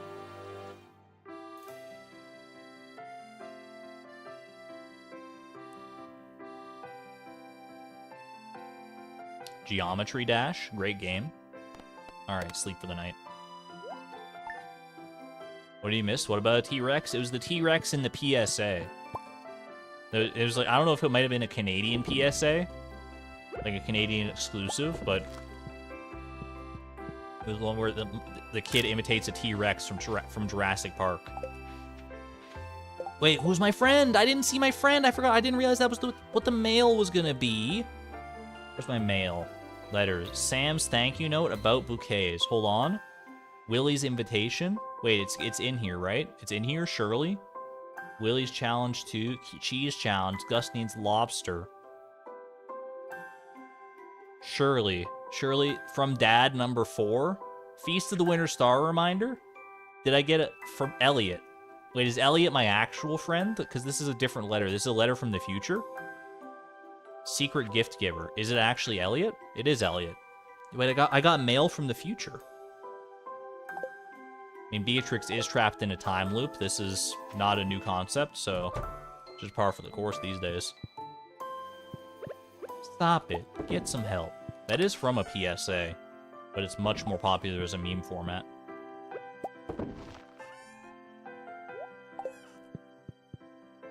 Anyway, Smelly, it's not getting anything from me. Sorry, Elliot lovers, but he's not one of Beatrix's very close-knit friends, so he's getting ghosted at the Feast of the Winter Star.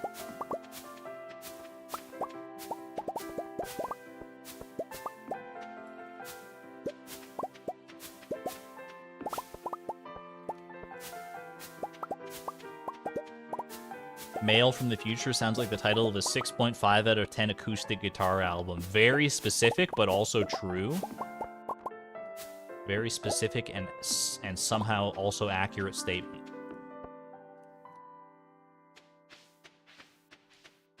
You either love or you hate. Elliot, you started out love, but now you hate. I am honestly extremely indifferent to Elliot. I know I just called him Smelliot like a minute ago, but that's just because that's, like, peer pressure. It's what the cool kids are doing these days.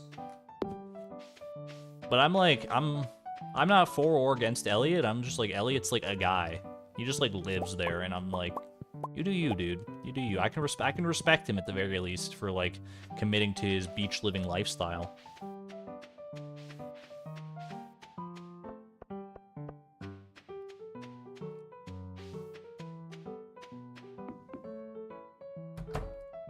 You love Elliot and you call him Smelliot because it's silly.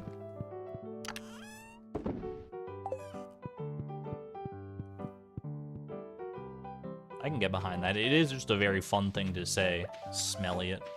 Do any of the other bachelors or bachelorettes have, like, silly, quirky nicknames like that I should be made aware of? Smelliot's the only one I think I've ever heard. I don't know, maybe I can come up with some myself. I think today is our chess day. Actually, I'm gonna go get the chess, and then I'll come back with my with my pickaxe and my hoe.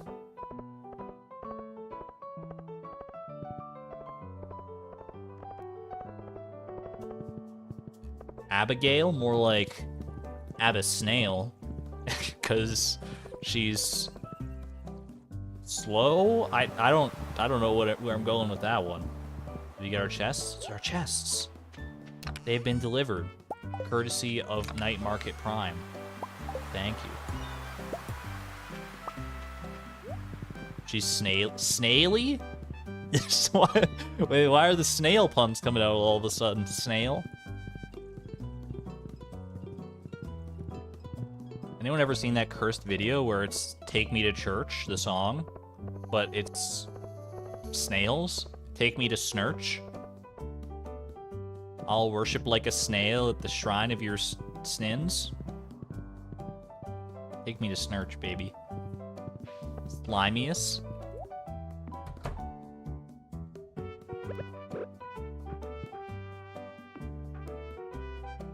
Abigail, more like Stabigail because she wants to be an adventurer. Oh, I was going somewhere else entirely when you said Stabigail, because I remember, like, in her 14 heart event, doesn't she, like, murder a guy? Not a guy, I guess. It's, like, a monster. It's not anything that, like, we haven't done as the player, but she does feel very bad about it. I remember that. Take Me to Snurch started as a Tumblr post, as all the great things in life do. Alright, let's do one more day of winter forage farming here, and then I think we go back to our prime directive, our prime sleepy directive. Also, take me to Toad Church. Take me any song parody sung by Toad from Super Mario Brothers. You can listen to exactly one time, and you're like, I get it, it's funny. They're screaming the lyrics as Toad. But then you never listen to it again because, like, I don't want to hear that again. Are you kidding me? I value my ears. Thank you very much.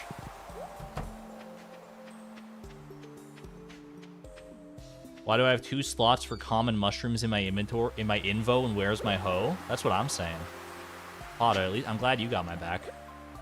That's an awful lot of cheese there, Michael. You want to share some with the rest of us?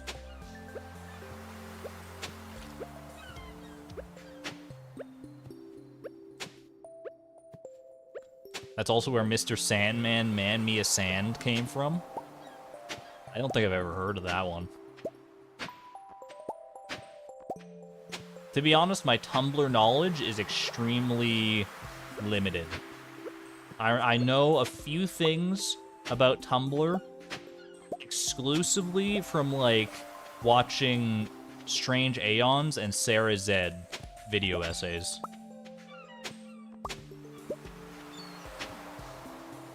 I think that is, like, the entire culmination of my Tumblr knowledge is, like, you know, hearing about the Onceler fandom, little clown husbandry on the side. Wait. Oh, no, I'm good. I just have to... I did mess it up a little bit there, but that's fine. You don't even know what Tumblr is? Tumblr is everything at this point.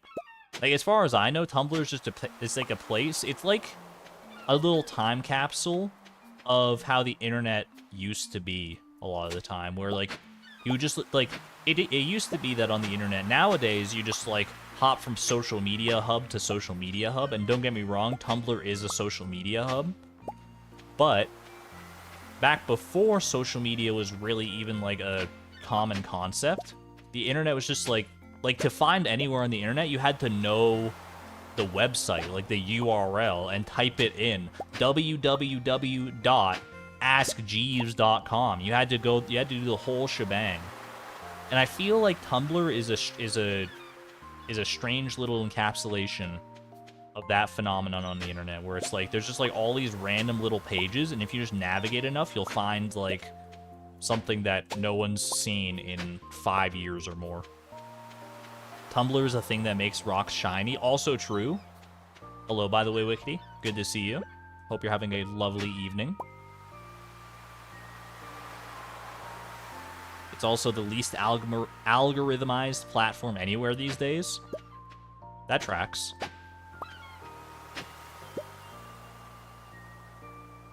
You're all about the dog pile search engine. I've literally never heard of that, but I'll take your word for it.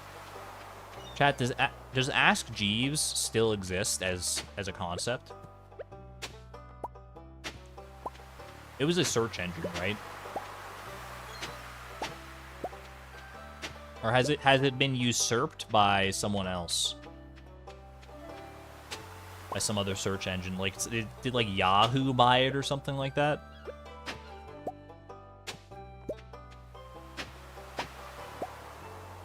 Who is Jeeves and why are we asking them stuff? I could ask the same of Google. Like, what the heck's a Google? Other than, like, a number. Oops, that was... Didn't mean to do that, but that's fine. I just gotta remember now. 5, 6, 7. Wait, is that 7 or is that 1, 2, 3, 4, 5? It's 8. So we go like here, but then over 2, and then we retail once, and I lose track of, or I lose the attention of half of chat who even knows what the heck is going on. He had so many points on Yahoo Answers. Yahoo Answers made some great classic internet culture for sure. Like, wasn't the whole, like, Pregante video based around Yahoo Answers? Or is that... No, it must have been Yahoo Answers, because I for a second I was going to say, was it WikiHow, but WikiHow is, like, an entirely different thing. Am I pregnant? Am I purgant?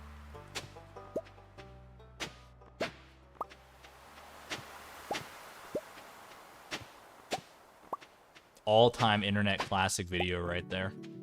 3, 4, 5, 6, 7, 8, 9, 10. We got 10. We're back at the 10, baby.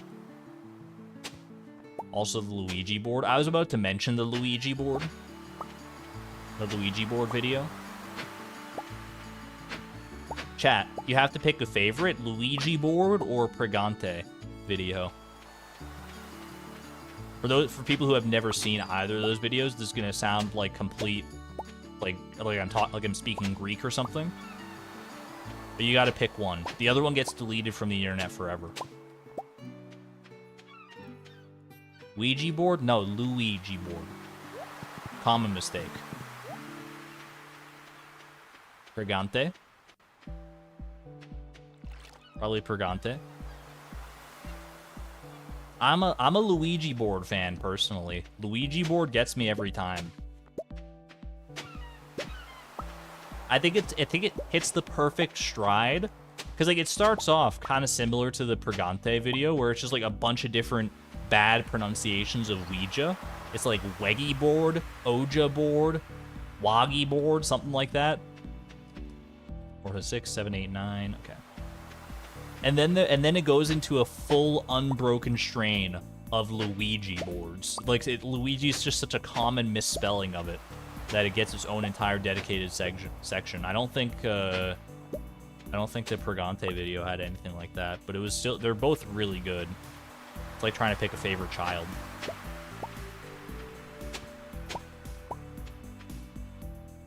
And the fact that he says the Luigi board the same way every time.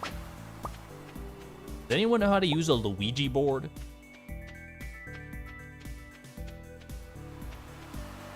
You're trying to Google it.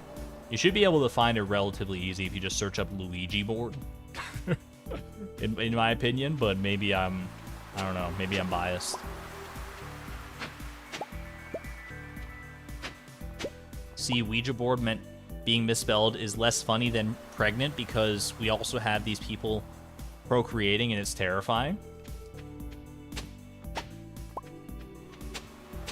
Hot take, I think fewer people in the world can spell pregnant, or I think more people in the world cannot spell pregnant than those who can spell pregnant correctly on the first try. I think it's a common enough word that gets misspelled that, like, if you were to ask like 100 random people to try and spell pregnant, you would get like, I don't know, 60 misspellings. maybe not like 60 different misspellings. That would be kind of crazy, but like 60 people will misspell it.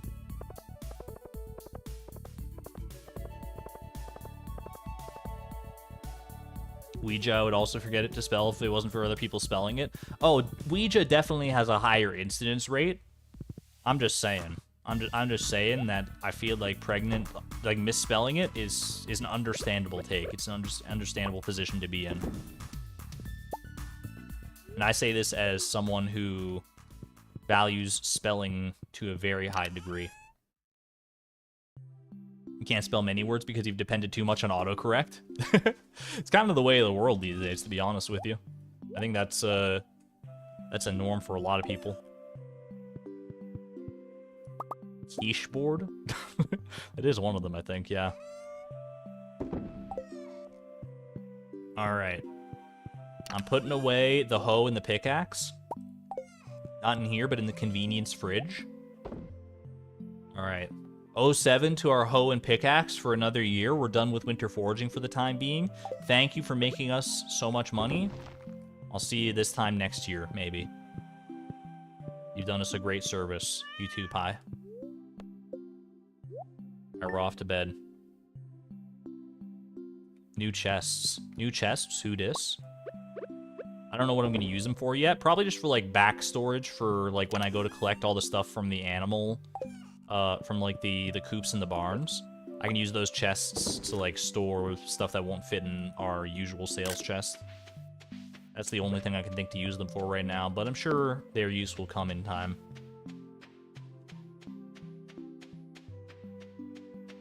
Ooh.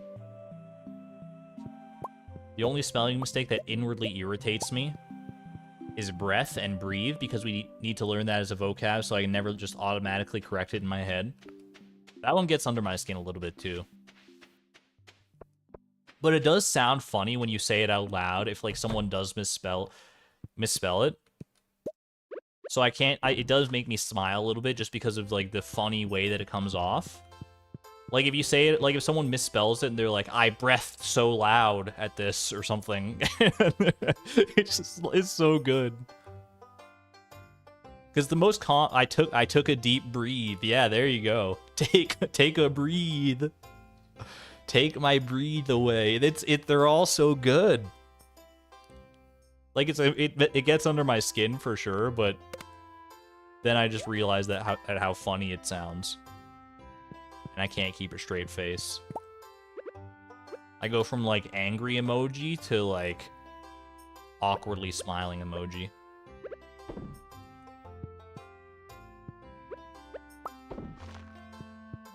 All right, let's get back in. I gotta get back into the pattern now. Now that I'm not mixing my days up with winter foraging, I have to remember my usual tropes that I go on. Ooh, Hello Fresh. It's been a while. I gotta come back for this purple mushroom for sure. It's affect and effect for you. Once you learn the difference, it's hard not to notice errors. That's true, yeah. The thing that's, like, hardest about that one is that sometimes you can use the word, like, effect in similar contexts to how you would use affect, but it's, like, a different definition for effect than what most people are, like, used to. So, sometimes... this happens very rarely, but sometimes you can tell that it's a misspelling, but the misspelling still makes grammatical sense. It just makes the sentence mean something different than they intended it to mean. And that's always the hardest. What the heck? Double B song? What did we do to be so blessed? B_boss.ogg twice in one stream? That's not supposed to happen. Holy! I don't know how we ended up here, but here we are. The rare double Bs. We got a second beehive. You know what it is, chat? Is that you guys are posting so many bee emojis every time the first one comes around that there's other bee emojis that don't get to crowd in, so they have to come in. We have to make room for them a second time now. A wild bee is approaching. Oh, don't make me add a little more lyrics to it though. Don't do this to me. Don't do this to me. I can't. I don't even know what I'm gonna sing about. But I've got time because I don't sing to this part of the song. I sing to like the next part of the song, so I got some time to work it up. But I haven't worked it up, and it's about to hit me now. I like peanut butter and jelly sandwiches. Do you? It's not really my favorite sandwich, but sometimes it's true that it is the only one that will hit the spot now. And I want to eat one, so let's all chow down. You know, I'll give myself a B-. I think that was better than the first one. I don't know how I landed on peanut butter and jelly, but, you know, I'm not mad that I did.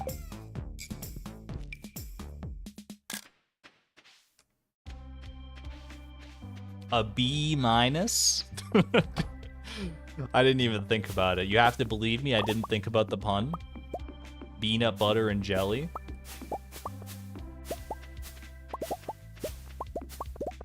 Am I a waiter at a sandwich restaurant that's all out of jelly?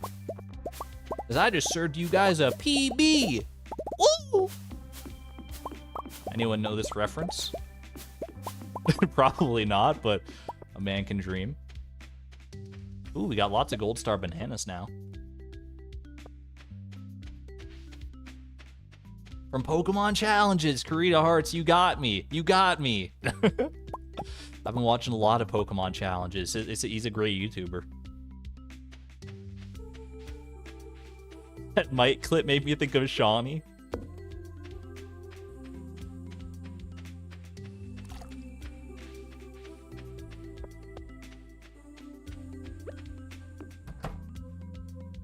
I'm not gonna lie, I've been binging a lot of Pokemon challenges videos lately. He makes primarily content focused around Nuzlocke challenges in Pokemon games, which is its own beast. I've done one Nuzlocke challenge before on the channel. I kind of want to do another one at some point, but I don't know exactly when or how I would work that in. But I think it would be fun to go back and do a different one. All right, we're good, right? Yeah, okay.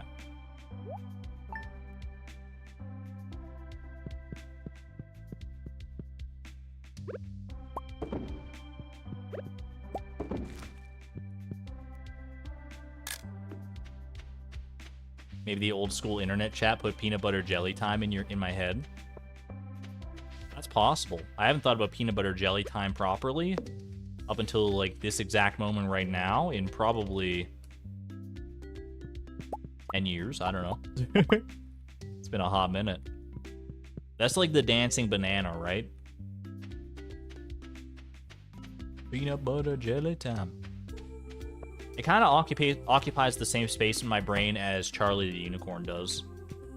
There's both old internet classics, although I think a lot more effort went into Charlie the Unicorn than Peanut Butter Jelly Time, to be honest with you.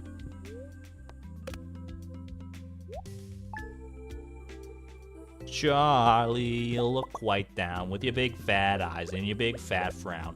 The world doesn't have to be so gray. Charlie, when your life's a mess, when you're feeling blue, always in distress, I know what can wash that sad away. All you have to do is... Can you guys finish the rest? Hamster dance occupies the same space. Is that the one? It's Friday, Friday. Gotta get down on Friday. That one's not quite as old internet. That one's more like neo old internet.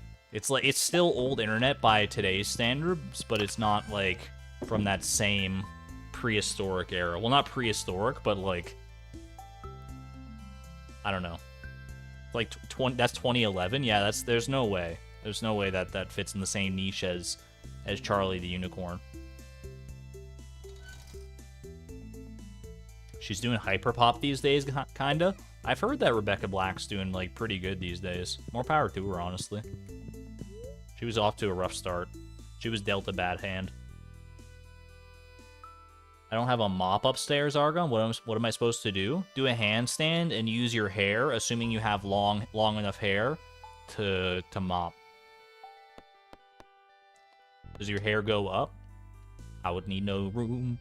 I would need no broom to sweep this room if someone spilled honey bunches of oats because my hair goes up.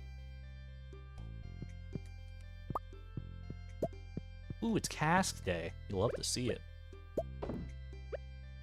Cask and jelly and wine. Oh my.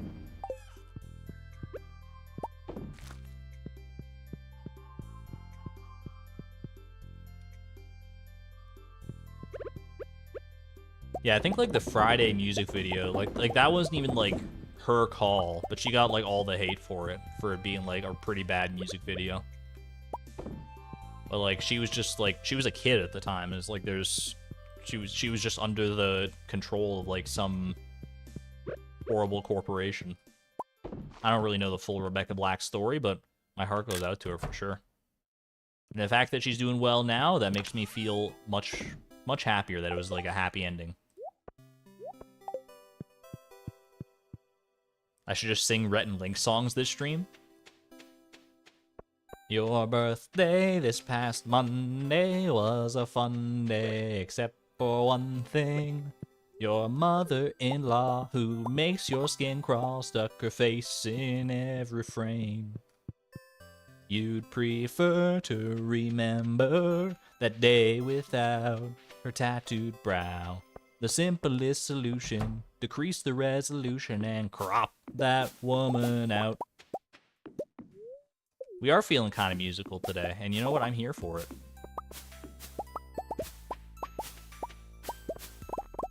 I used to be, and still partially am, kind of the opinion that like I shouldn't sing on stream because it's cringe. But I'm also starting to allow myself to embrace the cringe more, so...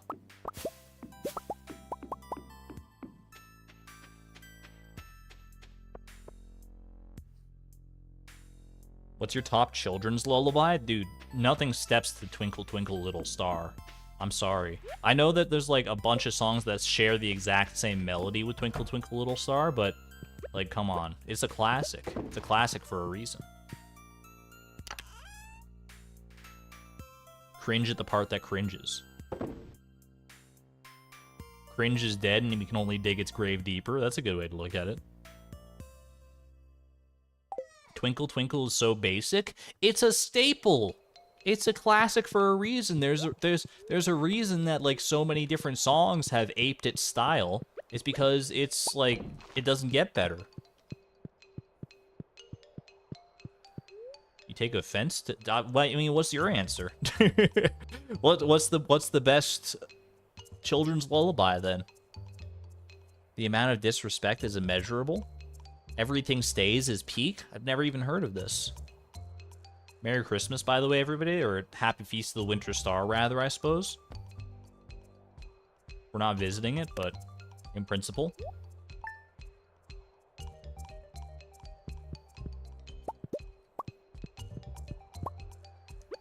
Which was the first of that one? Twinkle Twinkle Little Star or Happy Birthday? Those aren't the same song, right?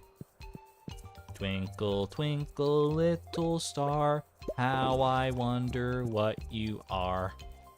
That's different from Happy Birthday for sure. I can't sing Happy Birthday because it's copyrighted. Although Twinkle Twinkle Little Star might be copyrighted too, for all I freaking know. Twinkle Twinkle and ABC are the same. That's the one, yeah.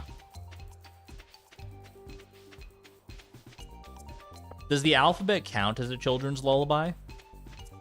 Because if so, I might change my answer to the alphabet solely for the existence of LMNOP. That part goes so hard. A, B, C, D, E, F, G, H, I, J, K, LMNOP. Then they had the audacity to go and try and change it. So like there's like a new version of the alphabet song that skips the LMNOP. And I'm like, I will never forgive the people that dissed LMNOP so hard. You consider a children's song just not a lullaby? That's fair. I don't think most children are falling asleep. Well, I guess children probably are falling asleep to the alphabet when they learned it in school. Welcome on in, Bex. Lurking while you drive home. Drive safe. I'm glad to be your background noise for this lovely trip. Thank you for flying with Argon Airways this lovely evening. Even though you're not on a plane, you're on the road. But when you're with us, you're always flying high.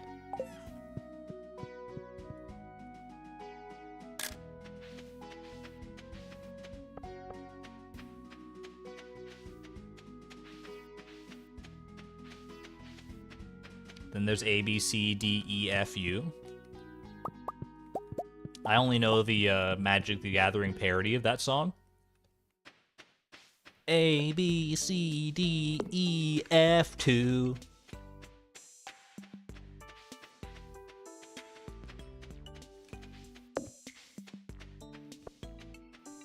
We are closing out yet another winter pretty soon here. It's going to be... I mean, the start of spring, the end of winter is always a busy time of year for Little Miss Beatrix here, so let's get ready for it. Last day of winter, we're gonna go ahead and do all of our cleanup of like seeds and whatnot, tree seeds that are around the area, and then we plant our ancient fruit the very next day. So it's just gonna be a jam-packed couple days of chores and nonsense. And I'm only really proficient in one of those.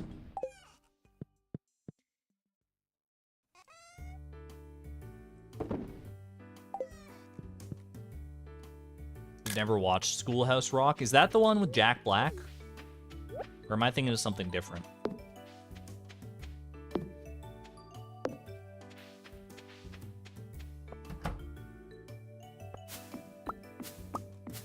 Didn't Jack Black, is Schoolhouse Rock, is it a movie? And it stars Jack Black. That's School of Rock? That's the same thing, chat. You can't tell me that Schoolhouse Rock and School of Rock are the same thing. Next you're gonna tell me that there's two movies called Suicide Squad and The Suicide Squad. Like, come on, get real. Did I get all the... I did get all the fruit. Schoolhouse Rock is a series of educational short cartoons set to music. Wait, core memory unlocked. Conjunction junction. What's your function? Is that Schoolhouse Rock? Yo, I got it. Theater Kid. We're on the same wavelength. That's the only one that matters. That's the only part of the song I remember, and it's also the best part of any song, possibly ever. At least the best best song with lyrics.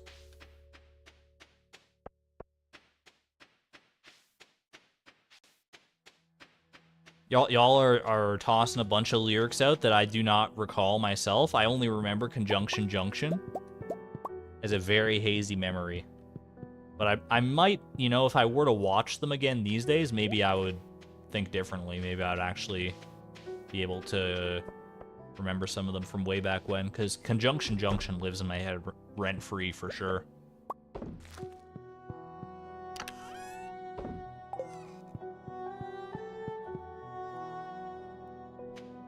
But hear me out. What if it was Conjunction Junction as sung by Jack Black? Best of both worlds.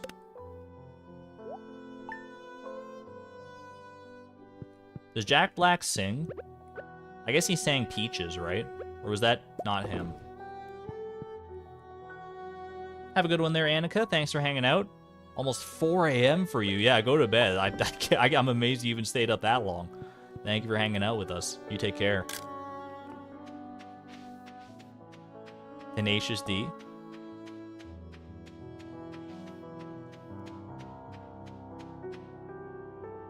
I'm not... Look, I'm so... The only thing I know about Jack Black... I know 3 things about Jack Black, right? 1, he played Bowser. 2, he was in School of Rock. 3... he was on Sesame Street talking about octagons. Those are the only 3 things. All right, 4. He was Kung Fu Panda. Fine. That one I also know. I didn't know he had a band, dude. I mean, he's got a great voice, so I shouldn't be that surprised. And in fact, I'm not really that surprised because he does have a great voice.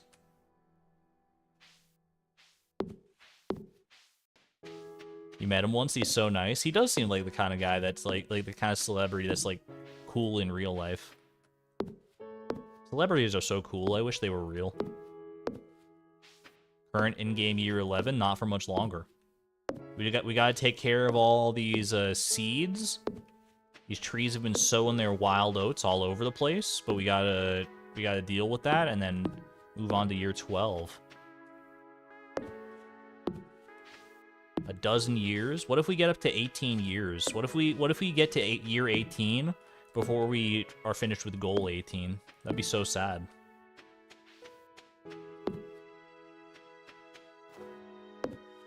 I'm your celebrity and I'm real, so celebrities are real. How do you know I'm real, though? What if I'm an AI generation, like, years ahead of your time that you just aren't aware of yet, and this is all just an experiment?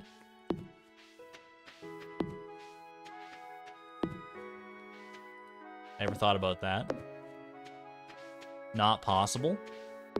You'd be amazed. You'd be amazed what's possible these days.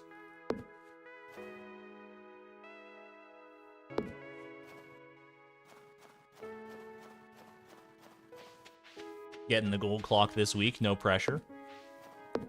Yeah, I mean, there's no way we make it to year 18. Like, it's not going to take that many years in-game to close out these last few streams, that's for sure. But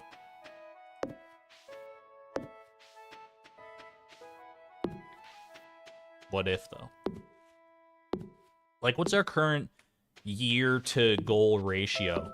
We've gone through basically 11 entire years, and we've completed 17 goals. So we complete 1/11/17th of a goal every year? No, that's not right, is it? No, it's the other way around. 1/17/11th of a goal every year. Fractions, baby.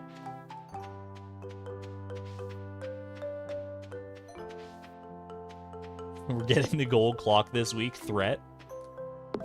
We're getting the gold clock this week, not asked for. 17/11ths. 17/11ths, honestly, gotta be like one of the hardest fractions to say. That's not like, you know, like a 4-digit fraction or something like that. I guess it is technically a 4-digit fraction. Would you guys consider, like, if someone asked you to, like, name a 4-digit fraction, it's like my mind would go to, like, you know, like 1,239 over 8,516 or something like that, like 4-digit numerator and 4-digit denominator, but that's technically 8 digits, right? Because it's like 8 different there's 8 different numerical digits as part of the same fraction. You can't have decimals in fractions. I mean, no, you're right. You're right. I was gonna try and make an argument for it. I mean, you can't have like a fractionized fraction symbol, because that's just the division symbol. You can have it kind of look like there's a decimal in a fraction, but yeah, it's not a valid fraction until you actually fractionalize it. 1/512th. That one rolls off the tongue surprisingly easy, to be honest with you.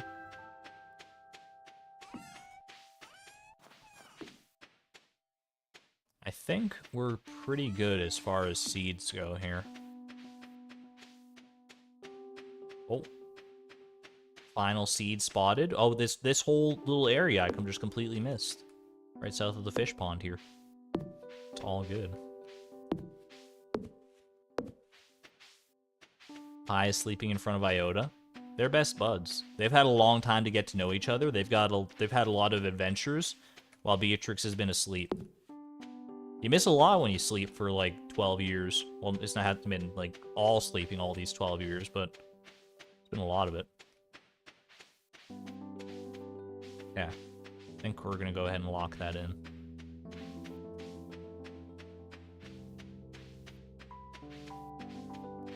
And as is tradition, I'm gonna ship exactly. See, they're bonding still. They're like, you know, they heard us talking about them, and now they have to feel the need to put on a show. We're gonna sell exactly one thing, one of our fall seeds, so that we can get the transition between years on screen, caught on film in HD quality. Okay, grab this, do it like that. Put away our mushrooms.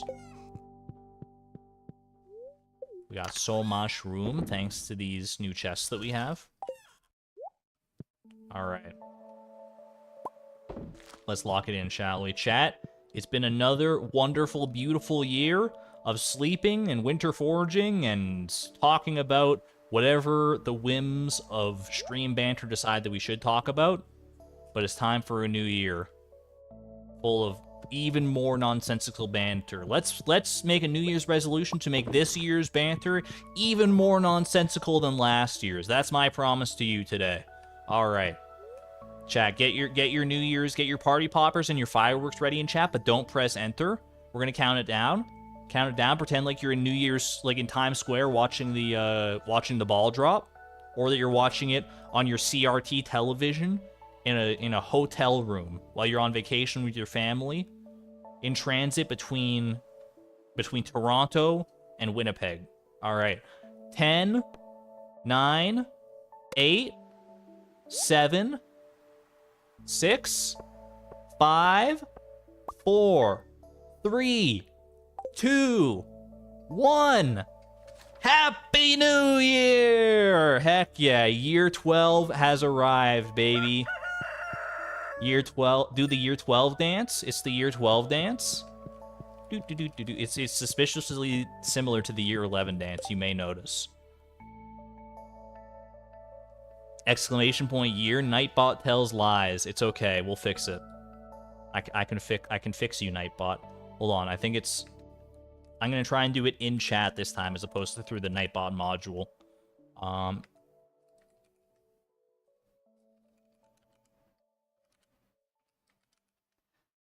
Wait, I'm hacking the mainframe. Let's try that. Nightbot, how do you feel about this command? Oh, the command exclamation point year has been edited. Current in-game year 12, let's go! Alright. Mission accomplished. Alright, here's the year 13, baby.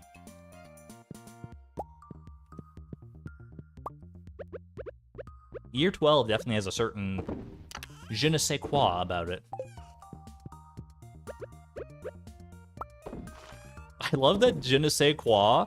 Whenever someone says that, it sounds like so fancy. Like they're like, ooh, they're talking about something really like, it's like ephemeral, like a quality that they just can't quite pin down. A certain je ne sais quoi. When in reality, what that actually means is like, I don't frickin' know, dude. They literally like translate to like, I don't know what. It's like lol, I don't know. Ishbol. Alright, let's go ahead and take care of business today. I think I might need my hoe. I might need the hoe and the watering can. I don't know. It depends on how things went over in the Junmo fields. Lol, what? Exactly. Alright, we got ancient seeds ready to go. Is beautiful.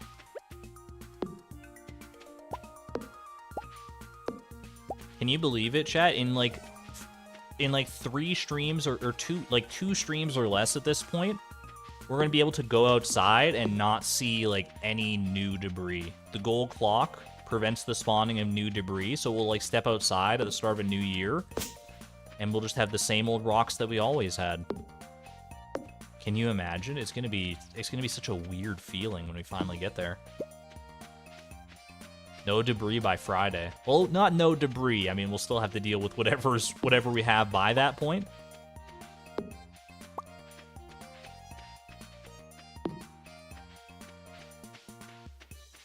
Also, let's just take a minute to, like, pat ourselves on the back, all of us together, that we're in year 12 without being able to level up, like, mining or foraging even once. And this farm has not become entirely overrun and innavigable by trees or rocks. It's hard to navigate. I'm not going to say that it's, like, the easiest farm to navigate in the world, but the average farm in year 12, if you're not allowed to break trees or rocks, would not look like this. So, like, everyone give yourselves a pat on the back for, like, reminding me to use grass and, like, and for putting up with debris day for this long. like the sheer concept of debris day. Leveling up anything is gonna feel weird. We've already broken the seal once at least. We do have one fishing level from a previous goal. Exclamation point complete for a list of currently completed goals. But it is gonna feel very strange. Debris day is the best day. Might be a little bit of Stockholm Syndrome in that one, honestly. I like debris day as well. It's satisfying to be able to clear off what debris that we can, but don't get it twisted. If we didn't have to do debris day ever again, I would not miss it. Am I going to use fertilizer this year? We went over this last time. Did I buy extra speed grow for this year? Or did I forget? Wait, did I forget to buy the speed grow again? I forgot to buy the speed grow again, didn't I, from Sandy? Because I would have to buy that on Friday, right? I just completely spaced on that. Oops. I can still buy it from Pierre. It's just we're not going to make as much of a high profit margin on that one. That's okay. I can apply it later, but if I buy it on this Friday, then I don't get an extra harvest, or I'm much less likely to get an extra harvest out of it. I think, based on how many days the Junimos get rained out as far as their harvests go. Not as much of a difference.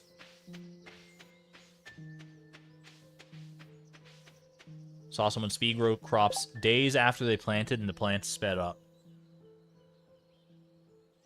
Yeah, I think we should do it now, because if any of our harvest days get rained out, then like, I think, didn't we do the math where it was like, if harvest days get rained out... Wait, can you guys hear me? YouTube is telling me there is no data going through to its servers right now. Are the fiber optic cables functional? Yes? You can hear me. You hear me? Okay. YouTube's just being a little strange, I guess. It's only 1 week of buffer days and we got rained multiple times. Alright, so yeah, we'll go buy the speed grow from Pierre today then. We'll just bite the bullet and do it. I don't remember if I bought any extra speed grow last year. I don't believe I did, though. Doesn't seem like something I would do. Oceana, welcome back.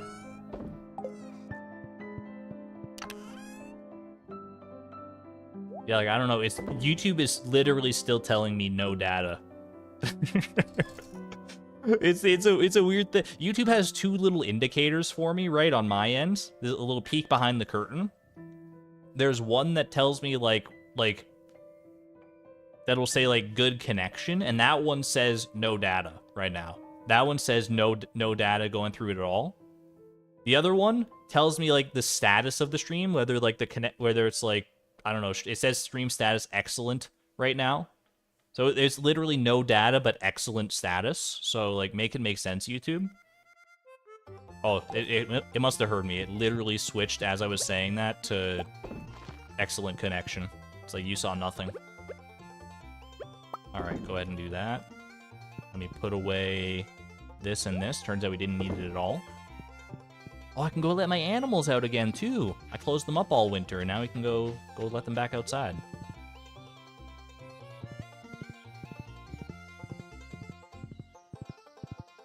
YouTube with the lies. It's not the first time, honestly. I can't even be that mad because YouTube, you know, it has a lot of spinning plates on the go at any given time. It has to manage a lot of data. So if it gets a little bit confused from time to time, it's perfectly understandable. All right, deluxe speed grow. I need to buy 138 of these. Just do it. All right. Not so bad. It's an investment in our future. You just got to remember that.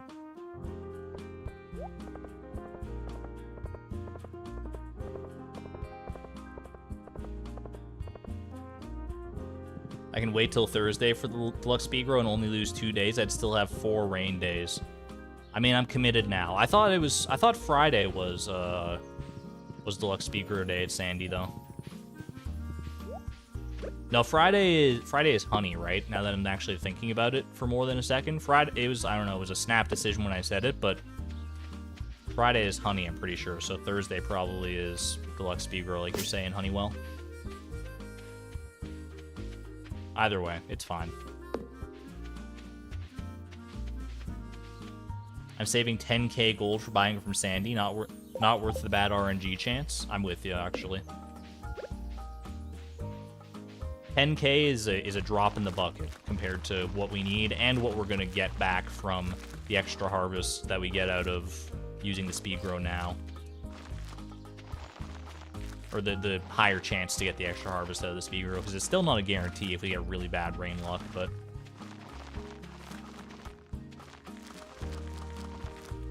Either way. There's no going back on it at this point.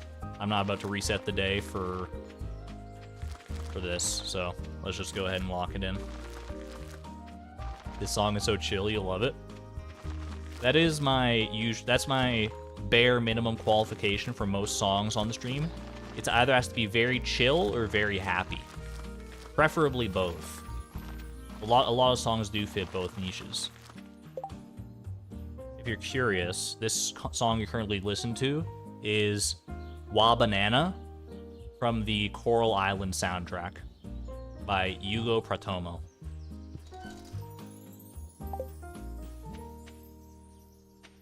I turned into your Spotify assistant for half a second there.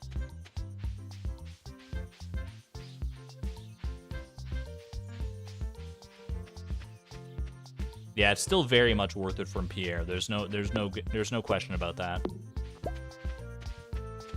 It's just less worth it very slightly than it is from if we were to buy it from Sandy instead.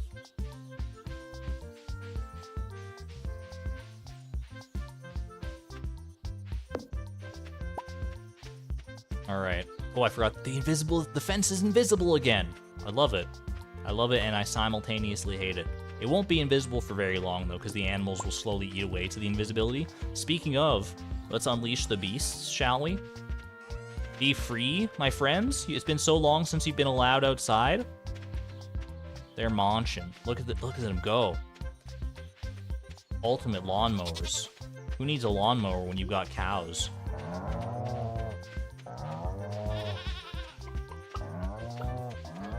Sneak on over here.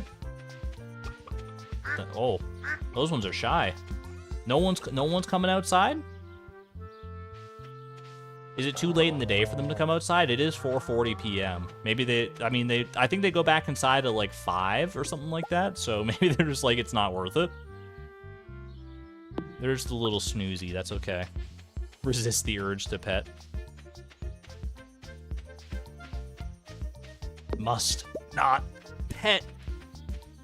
Picture me reaching out with one hand to pet the animals, reaching out with my other hand to retract my first hand, and pulling at the wrist as hard as I possibly can before it touches cow fur. What's our hay situation looking like? 480? Yeah, I should probably top that up before I forget.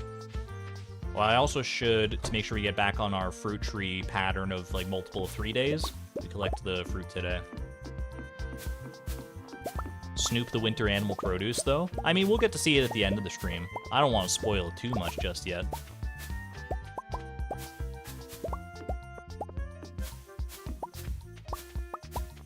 I can't pet. Maybe I can hug. I should try. Is a hug not just, like, more forceful pet? You're petting with, like, your entire body rather than just with a single hand.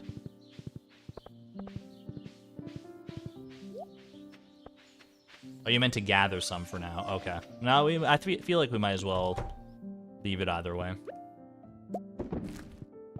Alright, ancient fruit is in the ground.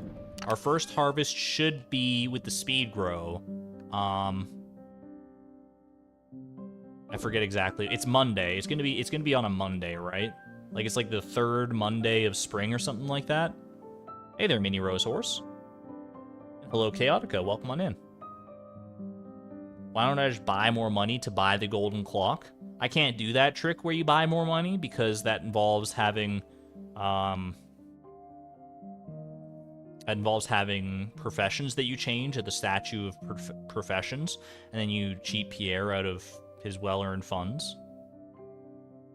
Dude, I'm seeing things today. I got cross-eyed. I looked down here where you can see Beatrix, and I thought that like her little shirt here was like a mustache for a second, and I was like, what the heck am I looking at, Mario? I was very confused for a second. I don't see it anymore. I mean, it was like one of those very split-second things, but it's like I saw Mario, dude. All right.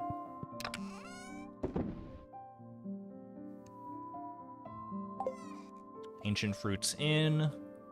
I don't think we need to worry about anything else. I think we're officially... The animals are out, the Ancient Fruits in, the greenhouse is done, the mushrooms, debris day is clear, as clear as it's going to get anyway. Eye has been petted. I think we're good. I think we're good to start on our new yearly grind.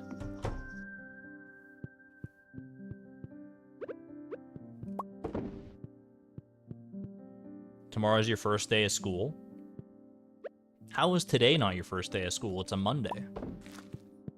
Don't tell me you got a PD day for your first day of school. Could you? I mean, that's the way these things are going. Back in my day, we only got PD days every other week, not every week.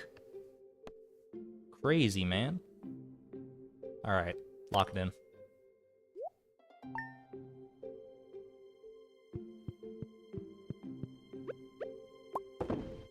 Second verse, same as the first, except this is far beyond the second verse. I don't know how many verses we've done of this same old mushroomy song and dance at this point. Did I fill this up with hay? I did not. Okay, I'll do that today. What's PD Day? I'm American. PD Day is, I think it stands for Professional Development Day, although to be honest, I couldn't tell you. All I know is that as a kid, whenever you heard the words PD Day, you were like, I get to stay home and play Super Monkey Ball. Great.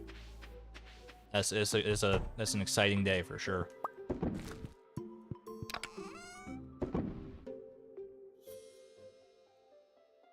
I need hay. Teacher's work day. Yeah, I assume that's like kind of what it is. Like the teachers get caught up on work that they haven't been able to do because they've been too busy like wrangling kids like they're a bunch of cats. I put 998 pieces of hay in that silo. Holy. Perfectly calculated.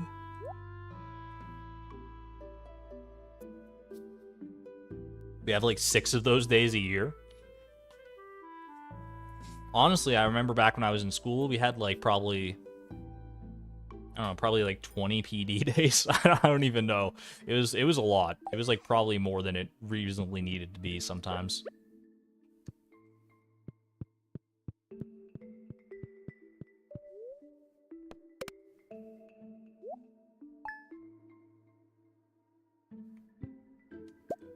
Chad, is anybody else here a Super Monkey Ball lover?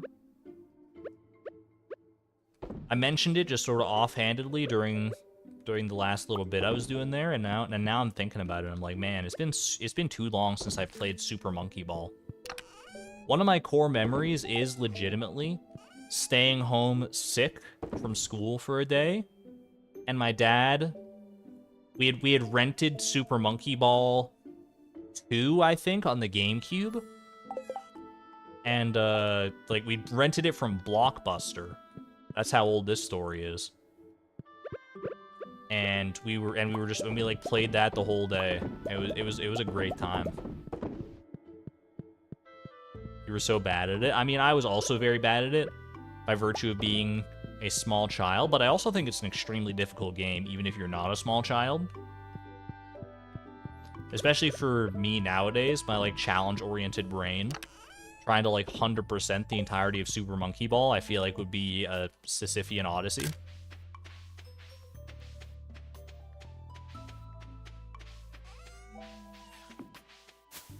You're never allowed to have a game console. That is unfortunate. I'm lucky that I was allowed to have many a game console shared amongst the family.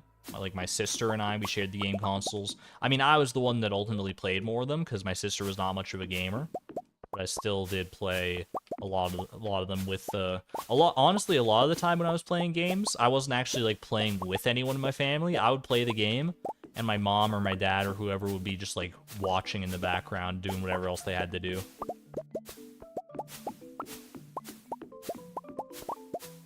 Like, here's another core memory of over Christmas one year.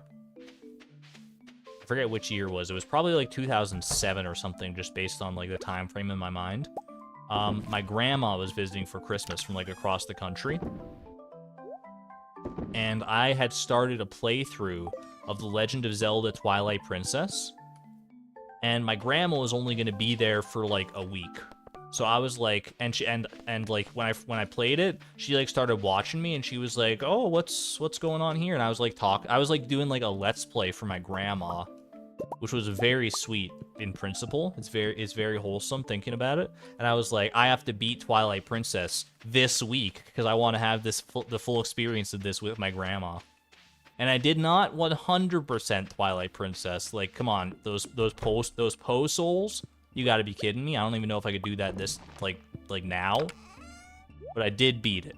And my grandma was like, when I finally, you know, it was really nice, yeah. I don't know if, like, my grandma probably had no idea what was actually going on, but she was she was obviously, you know, like, catering to me. But I as a child, I bought it hook, line, and sinker. I thought I was putting on an amazing show for her, and I was like, heck yeah, my grandma's loving this. It makes me feel all warm and fuzzy still thinking about it.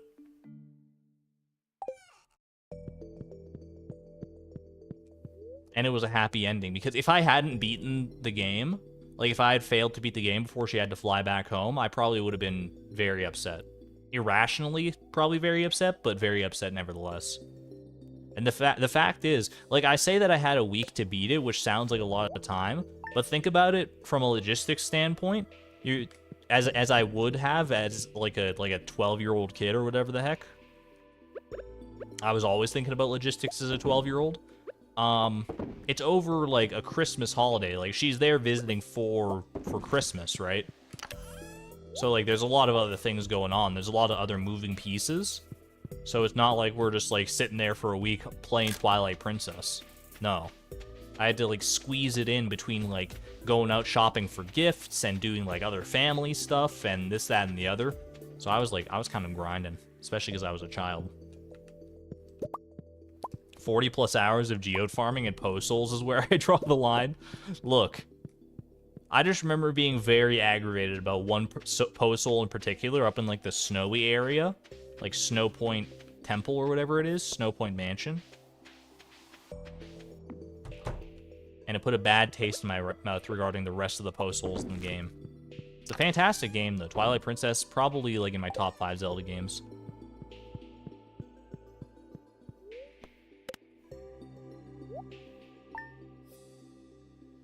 However much she got it, I'm sure she loved it. She probably loved it because I loved it, I think. I think the enthusiasm of a child is a very contagious thing. So even if you have no idea what the heck is going on, there's just a part of you that wants to, like, you know, that wants to enjoy it with the child and not, like, crush their dreams by being like, I'm not really into this. Can we go play bridge instead? How many Zelda games are there? Probably, like, at least 4? Maybe 500. I mean, let's just start counting them. Let's start counting the Zelda games. We'll start with, like, the best ones, and we'll work our way down to the worst ones. I'll start. Number 1, Link's crossbow training on the Nintendo DS.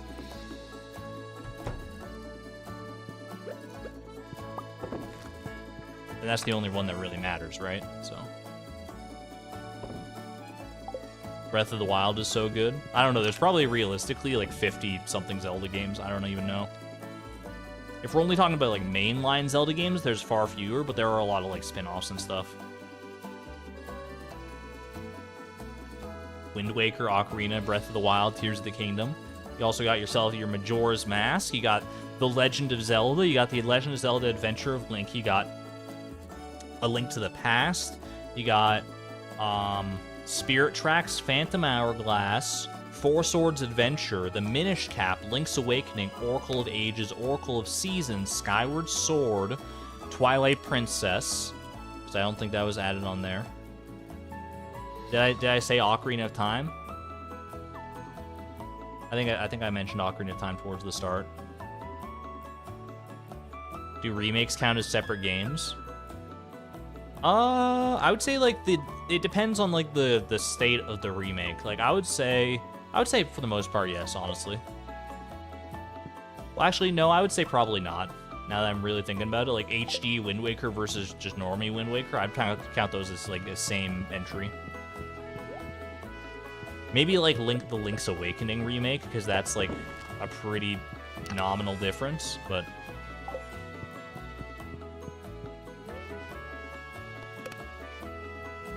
Ocarina of Time and Ocarina of Time 3D aren't different enough to be different games. True. Same with like Majora's Mask and Majora's Mask 3D. But what about Ocarina of Time and Ocarina of Time Master Quest for the Nintendo GameCube? That's my jam. That's where they took like the original Ocarina of Time and just like the developers like let their 11-year-old children go crazy with like adding hazards and challenges and stuff into the game in like the weirdest nonsensical places. I don't really remember much about Master Quest, but I did play through it and I had a fun time, so I can't be that mad about it. Legend of Zelda animated series is the best form of Zelda media. Is that like an old show? Did Link have a voice? If so, 0 out of 10, Link doesn't talk. Unless he's saying, well, excuse me, princess.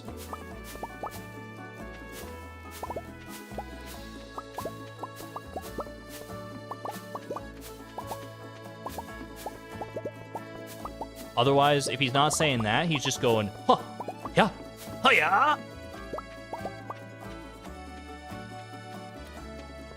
Oh, he does those sometimes too. He goes a little, oh, ooh. Ugh. Missed the peach tree? I did miss a peach tree. I missed a whole tree, not just a single peach. You're absolutely right. Top left peach tree. Why did that sound like a Watch Mojo intro for a second? Top left peach tree. We're counting down the top 10 peach trees in Stardew Valley. Number 10, the one in the top left of your greenhouse that you forgot about, dummy. Better sounds than Luigi makes in Luigi's Mansion. I've never played Luigi's Mansion. Is it good? I mean, I know the answer to that already, or at least I know the core consensus answer that most people are probably going to give, but I still gotta ask. Chop it down? What do I look like, a monster? There's a reason I didn't know what the fruit tree stumps looked like in the Speedy Seed show that I did with Wickedy. No one chops down fruit trees.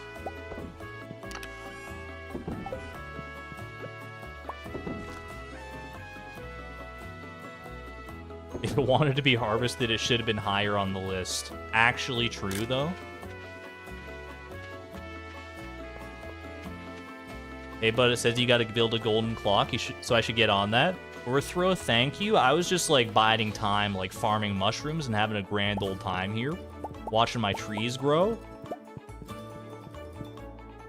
But you're right. You're absolutely right. I've been putting off the gold clock a little bit too long now, so we should probably put our pedal to the metal and get it there. Hold on, chat. I think I'm just going to go ahead and... 1 second. We're just going to get the gold clock. We're just going to go ahead and get the gold clock right now. 1 second. You're absolutely like I have been putting it off far too long. It's time to just go get it. Let's just go get it. It's gonna take a little bit of time here. I just gotta do a little bit of behind the scenes work, but I mean I put you through enough of a rigmarole here that I should probably just, you know, stop leading you along so much and just do it, right? All right. Where do you guys want to put it? Where do you want to put it?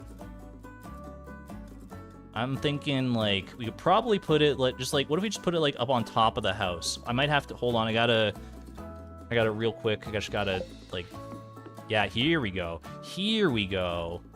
Perfect. You can't really see most of it, but there you go. Golden clock has been acquired. We could even just, like, replace our whole shipping bin with it, I think.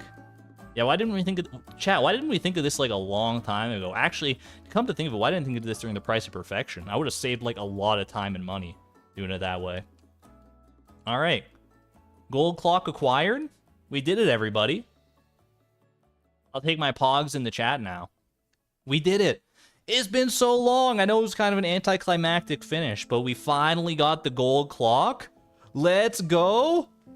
Look at it, chat. It's here. It's here. Stream. We did it. Stream hype. Let me go walk over to it. Let me walk over to it very naturally, and so that I can interact with it, because it's here. Wait. Just give it a second. Ah, yes, my favorite golden clock. I love you so much. Thank you. Man, I didn't and we still have so much money left over because we didn't have to actually spend any money on it this time.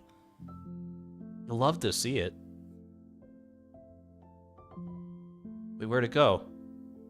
Where'd it go? Chat, there was a gold clock here a moment ago. Wait.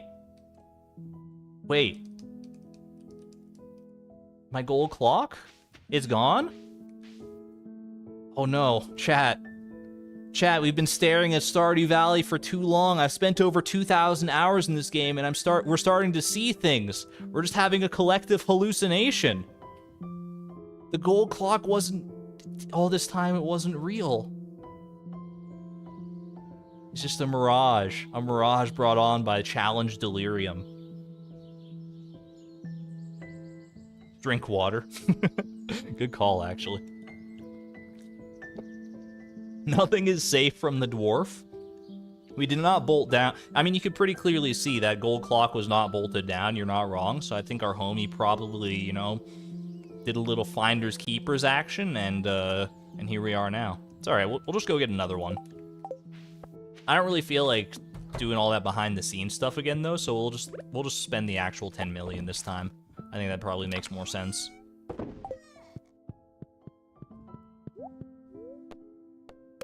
It's like the time Chloe hallucinated buying the egg. That was a fever dream and a half for sure. I don't even know what you're talking about. Hey, Pickle Doof, good to see you.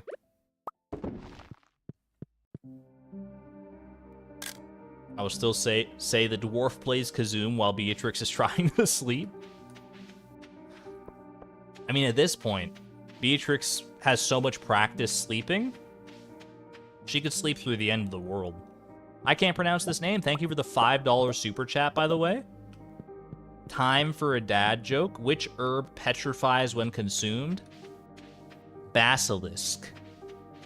Is basilisk? Basilisk! Basilisk! I got it! It took me a second.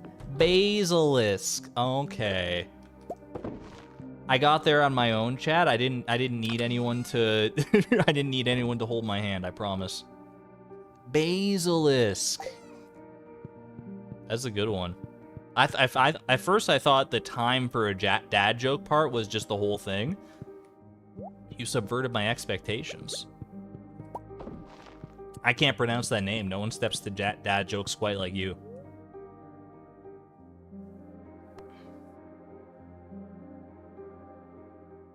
Argon, can you please put me to sleep?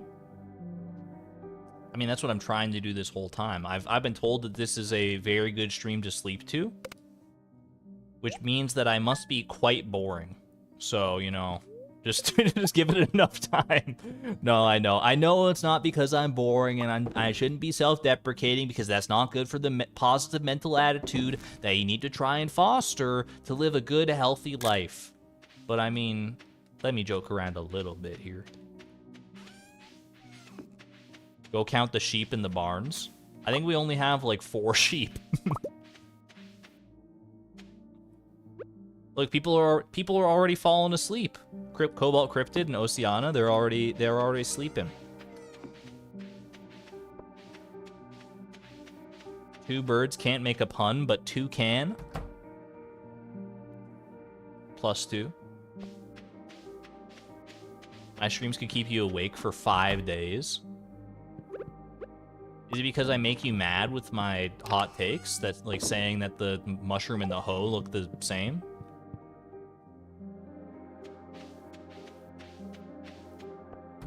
Also, I need to put these jades away. Don't let me forget.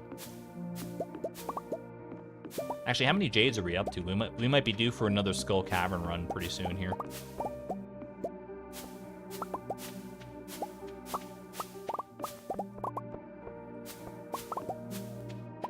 Isn't it 1 bird can make a pun, but 2 can?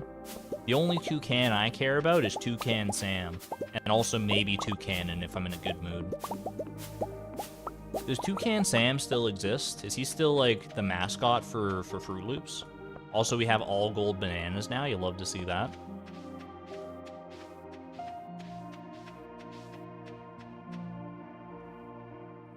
I don't peruse the cereal aisle all that often, to be fair, but I feel like I haven't seen Toucan Sam in a very long time.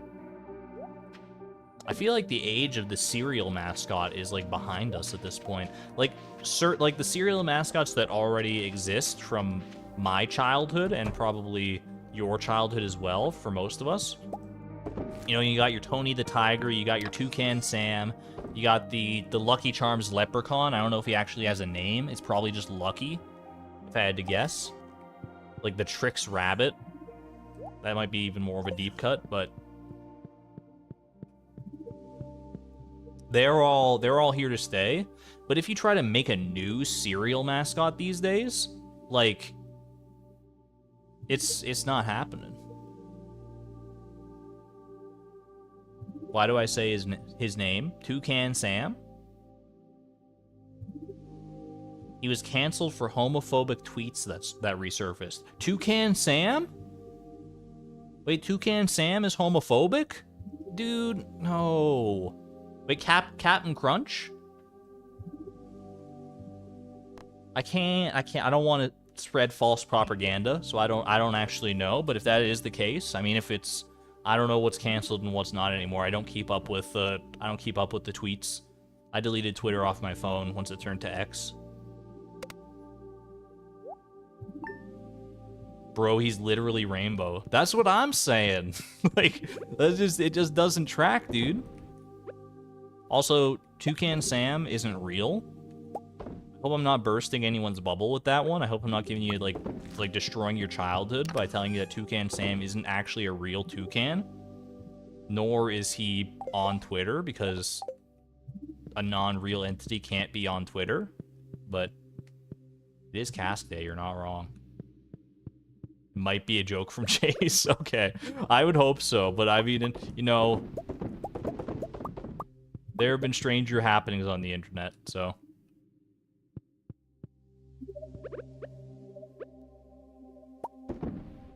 Chad, is it true that Twitter, the platform formerly known as Twitter, now known as X, is getting rid of the block button? Is that true? Or are these falsehoods that are just like, because like that sounds like something that can't be true.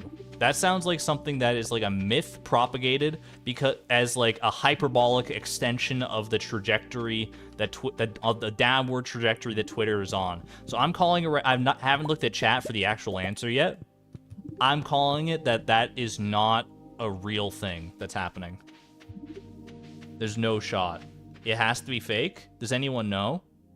He wants to, but it's illegal, I'm pretty sure. I have heard that, but they can't do it if they want the app in any app store.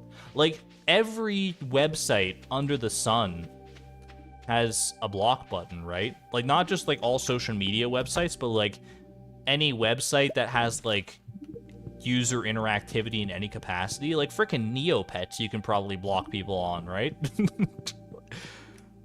You can't just, like, get rid of it. That's just not how this works. That's just not the way of the internet. It's part of the terms and services of, like, or terms and conditions of, like, everything.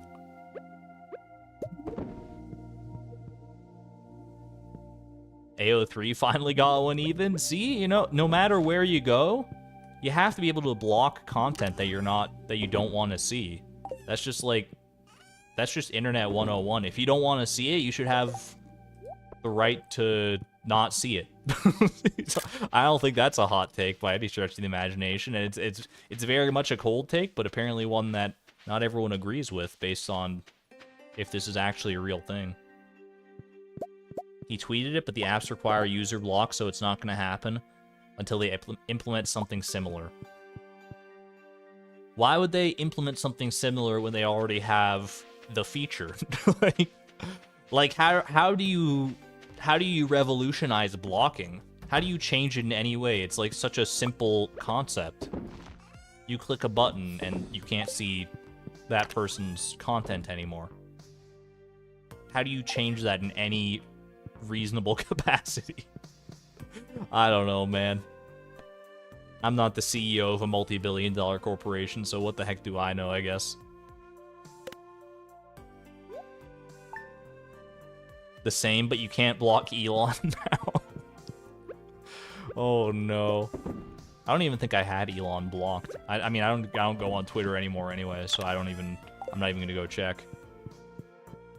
In fact, I should probably just, like, remove the link to my Twitter from... Because I think I still have it in, like, the... Like, you could probably find it if you go below the stream. It does have its uses, because it's, like, such a staple of a website now, and people still communicated on it from time to time, so I'm not going to, like, get rid of my Twitter, but I definitely do not frequent it as much as I used to.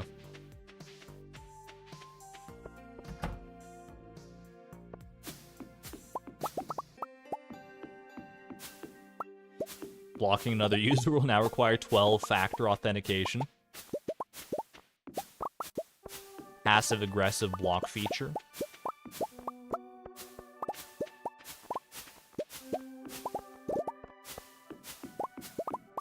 You know what actually would make it, like, more annoying to block someone? And I think some websites actually, like, do this. Is if, like, you, like, go to block someone, and then it comes up with, like, a little pop-up window. It's like, you've blocked this user. Can you please tell us why you have blocked this user's content? And then it has a drop-down list of 700 different possible options for different nuanced scenarios, and you have to scroll for 15 minutes to find the exact one that you want to, like, put in. And most of the time, giving the reason like that is, like, an optional thing. But, like, if they make it a mandatory thing, I might be like, you know what, maybe it's just not worth it.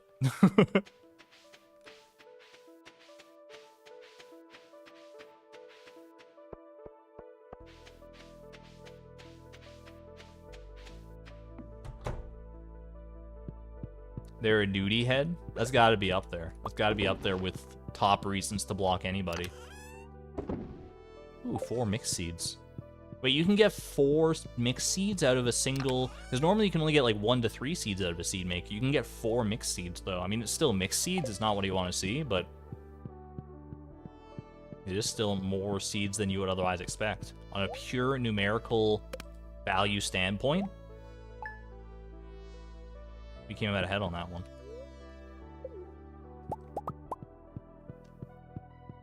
Special K fruit and yogurt is the best cereal. I don't think I've ever tried it, actually. My mom's favorite cereal is, like, All Bran, which I've never understood, personally. Like, she eats it. It's the kind of... It's the cereal. It looks like little scraps of cardboard that are just, like, shaved up into tiny, like, 1 centimeter long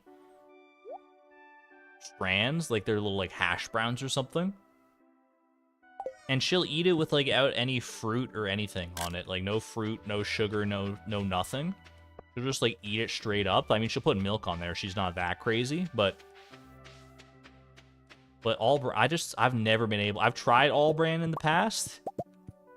I don't understand it, dude.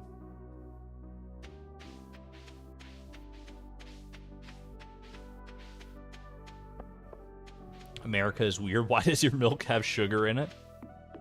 Does it? I should look at the nutritional information on my milk. I mean, there's probably like maybe like natural sugars in it. You shouldn't have to give a reason to block someone. The point is that you're blocking what you see. It isn't reporting. Yeah, no, that's very true. Like, I think that's probably, yeah, like when you report something, you definitely have to give a reason, because like otherwise, how are they gonna know what you're reporting it for? But like when you're blocking, it should just be like a no questions asked kind of thing. I fully agree with that. Lactose is sugar.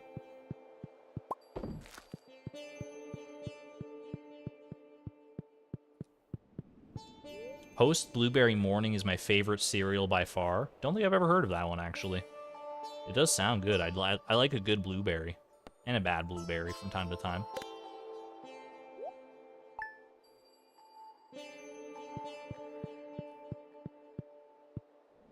You woke up to me talking about cereal mascots and you had to give your 2 cents. You love this subject. Museum, what's the best cereal mascot? You have the floor. You have my full undivided attention. There is a correct answer, just so you know. Actually, there's not really, but you know. I'm not that vehement about defending any particular cereal mascot.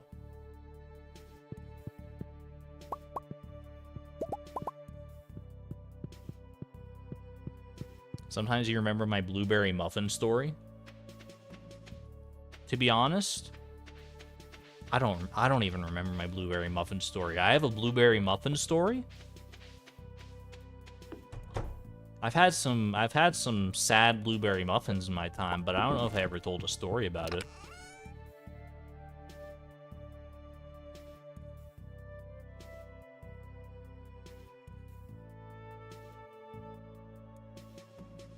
Clearly haven't noticed what Museum was saying. Oops.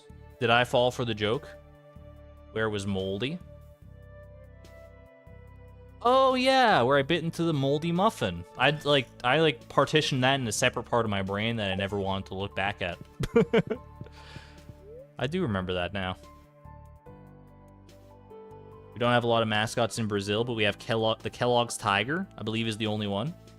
Cereal mascots are outlawed in certain countries because you can't pander sugar-based children.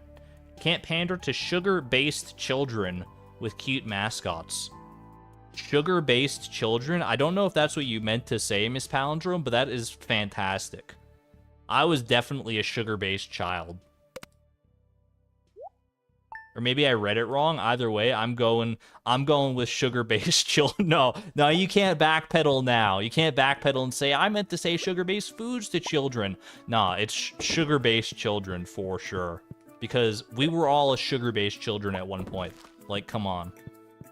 Raise your hand if you're a sugar-based child. Someone raise your hand for me, please. Raise 2 hands if you got them. It's a happy accident. Yeah, no, I'm all here for the sugar-based children. You're a sugar-based adult, which probably means at one point you were a sugar-based child. Like, you don't have to, you know, transition out of your sugar-based phase. That's for sure. Sugar babies? I think that's something different. Now I'm weirdly embarrassed. There's no reason to be embarrassed, Miss Palindrome. It's a great turn of phrase. It's just a very happy accident. Eating cupcake, can't raise hand. Thank you for your input. And now, I'm now a no added sugar adult. The saddest character arc of all time. From sugar-based child to no sugar added adult.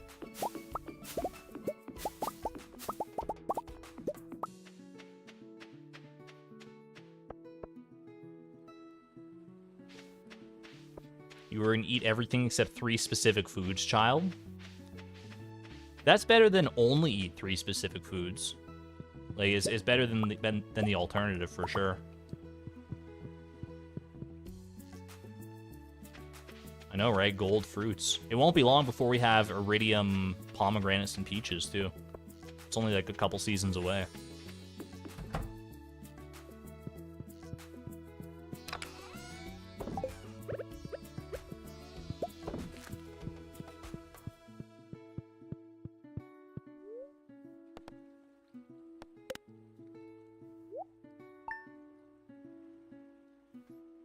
Sugar based? Based on what? Based on sugar. The children themselves are based on the sugar. Hence, sugar-based child. Although I'm not gonna lie, part of my brain says that sugar-based child is the name, could be the name of like a rap artist or something. Yo, sugar-based child in the house. Say what? I'm not about to I'm not about to continue on that one, but that's where my brain is going. Little sugar child.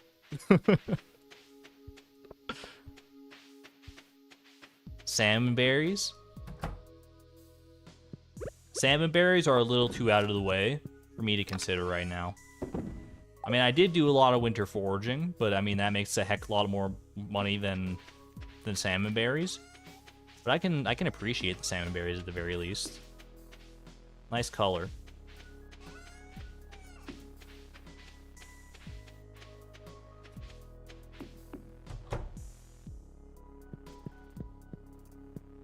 How much of the human body is actually sugar? Probably like a reasonable amount, right? Not like a negligible amount, surely. It's just like broken down in weird ways and in weird places. 89%? That sounds about right.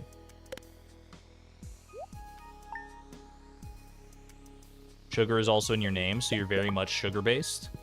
True. You were sugar-based before it was cool. Sugar-based before it was based.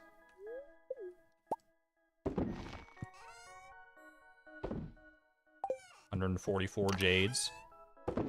I think we might be able to do one more Skull Cavern run before the gold clock arrives upon us. Before we behold the gold clock again with our own eyes. Yeah, glucose for energy, that's what I was thinking.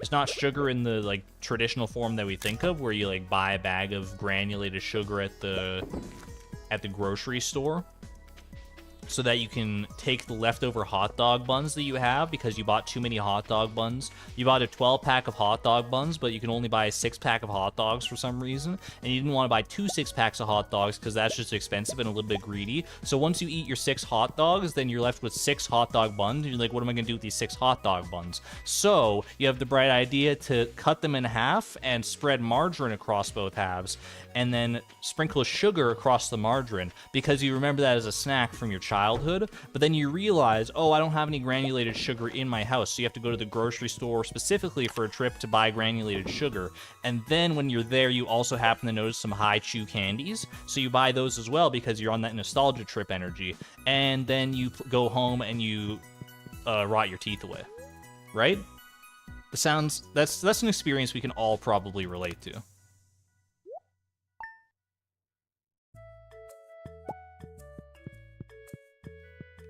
I'm doing fine. I don't know what you guys are on about. I thought I was just speaking about, you know, a pretty general, like, vague experience that we can all relate to from having grown up as humans.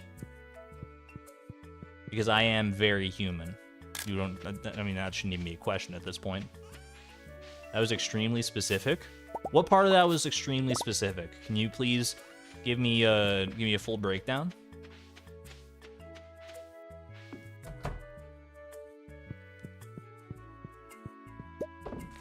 I am glad that I was able to sneak in the fact that I was eating hot dog buns with margarine and granulated sugar on them into that monologue, so that everyone's so busy like trying to parse what the heck I'm saying in the monologue that they just gloss over that part. That's the secret. You throw something like crazy and nonsensical into the middle of a monologue when people have already like kind of phased out. See how many people catch on. Many people have memories of sugar and butter on white bread. It's so wild to me. I don't remember when I first had it, but it is something I had as a child. And I experienced it again just recently. Like it was pretty much a true story, like what I just told you. That's almost exactly word for word verbatim how it happened, but I didn't technically go specifically for granulated sugar. It's not something I would eat on a regular basis, because like just eating raw sugar on its own on a regular basis as part of any snack is probably not good. But every once in a while, maybe you feel the urge to break international copyright law by downloading MP3s from file-sharing sites like Morpheus or Grokster or LimeWire or Kazam. Cinnamon sugar on toast, though, all the time.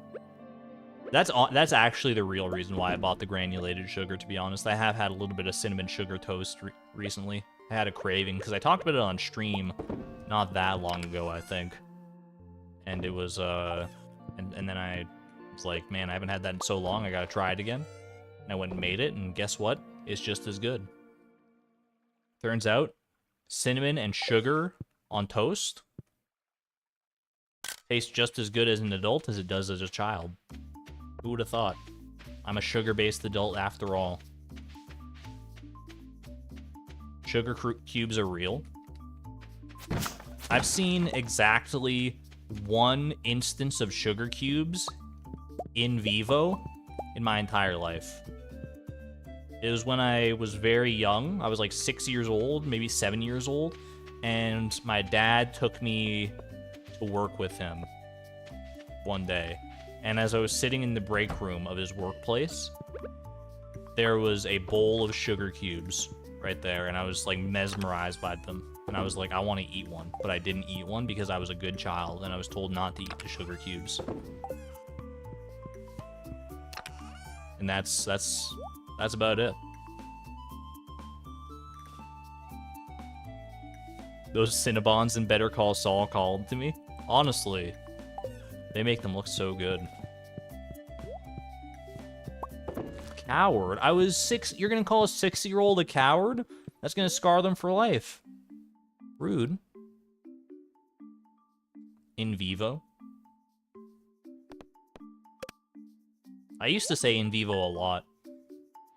I don't say it as much these days. I find the opportunities to say in vivo don't come up as often as they used to. But I'll still say it every now and again. You know what I used to say a lot? Or like a turn of phrase that I used to use a lot before I realized that it was wrong to use it this way? Was incarnate. Like, you would say that, like bboss, like b_boss.ogg is, like, perfect music, or is like perfection incarnate or something like that. But you can't say that because b_boss.ogg is not made of meat, and that's what like incarnate means. It's like in living flesh, basically. So it's like I would use just incarnate as like a way to, like, you know, describe a thing being like the purification of a different concept, basically. But no, it's specifically like something in the flesh, like the devil incarnate, like you say, is like someone is the devil incarnate. I think that's kind of like where that even first came from to begin with. You could say it's pure perfection. Yeah, that makes sense. That evil incarnate would be like a dragon. Like, incarnate has to refer, if you want it to be like as specific and accurate as possible, and it's as grammatically correct, it has to refer to like a living creature, basically. I think we're good, right? We're coming up on our first ancient fruit harvest, I'm pretty sure. I think it's gonna be this Monday. I'm gonna go run down and check once Monday rolls around here. Who's the devil incarnate? It's you.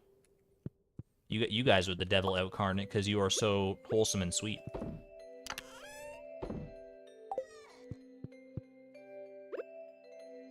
At least I think was that a compliment? Wait, maybe I called you guys the devil by mistake?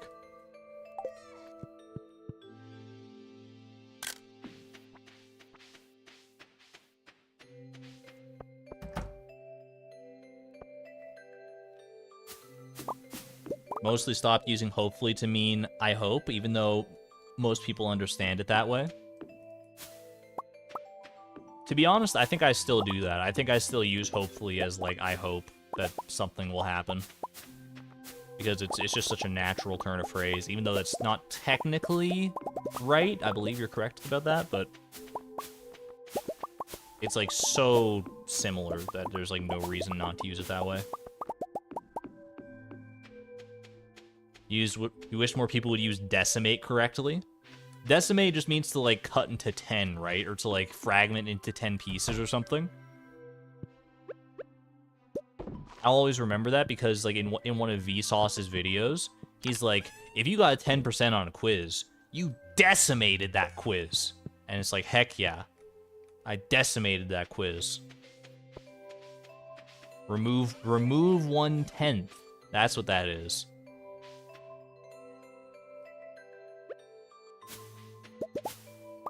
Decimate is to remove 1/10.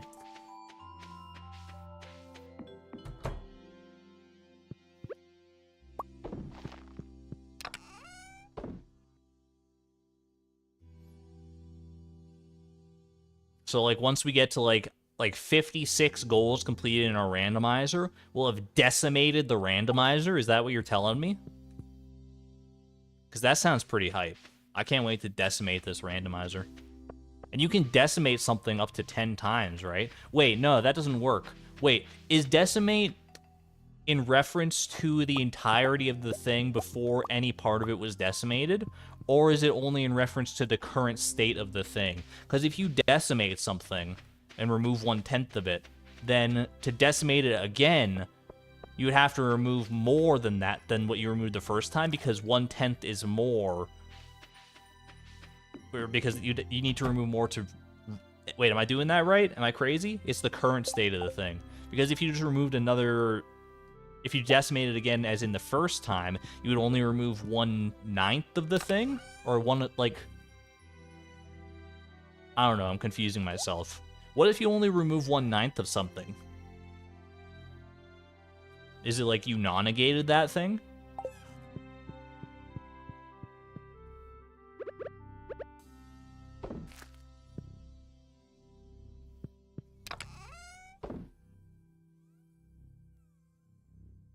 Argon shorting himself out? Kind of, honestly. I'm definitely confusing myself. I'm throwing myself for more of a loop for what I think is actually a relatively simple concept. If I decimate a quiz twice, I got 11%. Dude! Wait, is today actually Ancient Fruit Day? Because it's raining. This is like the second rainy day we've gotten this entire spring, and it happens to fall on our harvest day. That's messed up, man. I'm gonna hope I was wrong about this being Harvest Day, but I think I was correct about it.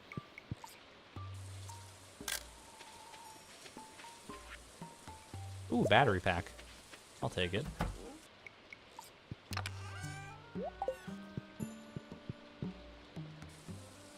What do you call faded patella? Destiny? This joke is too smart for me. Casual gamer, welcome on in.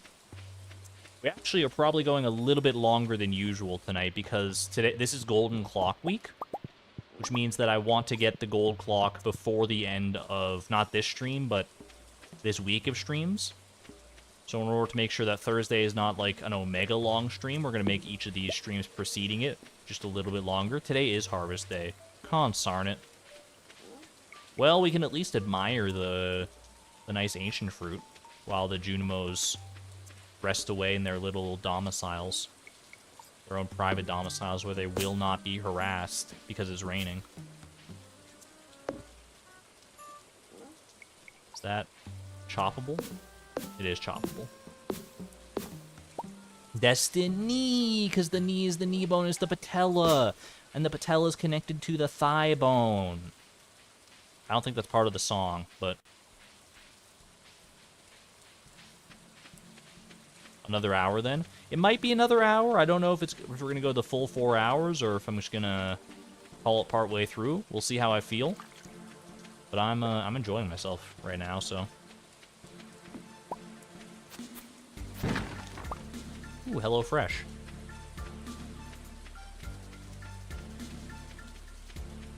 Yeah, how does that song go? The like, bone song. I don't think I ever learned that one. You know, like, the wrist bone's connected to the arm bone. The arm bone's connected to the shoulder bone. The shoulder bone's connected to the leg bone. The leg bone's connected to the skull bone. That one, right? That's like pretty close, I think. I know a thing or two about bones. I didn't take biology in high school, but like really, who needs it?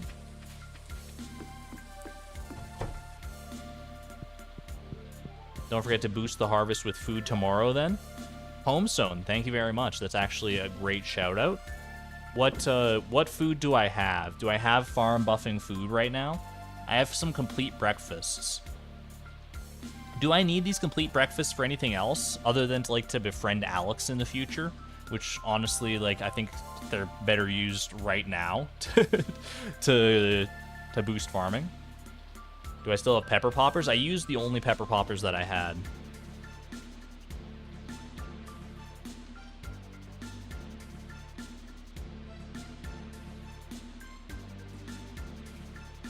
Taking anatomy and physiology as a prerequisite for nursing school, so you can confirm that what I was saying was right, like the shoulder bone's connected to the leg bone. I mean, it is, eventually, right? Because, like, these hash browns are other farming food, but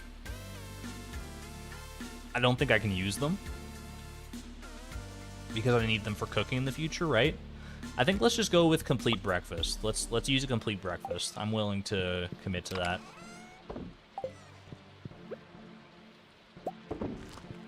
I don't believe there's any other use case for it. 100%, thank you for the validation, Priya. I can cook more complete breakfast anyway, you're not wrong. I do have a limited supply of hash browns, to be fair, but I'm allowed to cook more. Don't eat it yet? What about now? I love a complete breakfast for breakfast. Wait, that actually works. Alright, and it's not raining today, so I didn't goof that one up. Because honestly, I didn't even look at the weather to see whether it was raining or not. I just kind of munched it. Muncha muncha.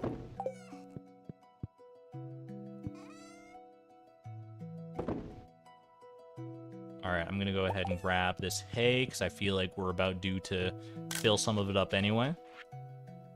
Tomorrow we'll all be getting together for the flower dance. Sorry, Sam. You're going to have to dance this one alone, my friend. Well, he'll dance with Penny, actually. It'll be fine, so. That is 619 pieces of hay. I'll take it.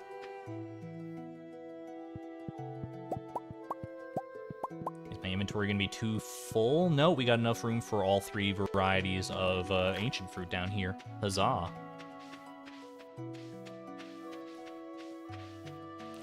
What if I get ship everything? I mean, I get ship each individual item, and eventually, by virtue of that, we will ship everything. Because that's part of perfection. In the meantime, I'm gonna take a break and just watch my Junimos do what they do best. I'm working very hard right now. I'm working very hard overseeing my Junimos. And they're just doing great work right now. Can we get some claps and some love for our Junimo friends doing great work? Without them, this whole gold clock nonsense would take so much longer.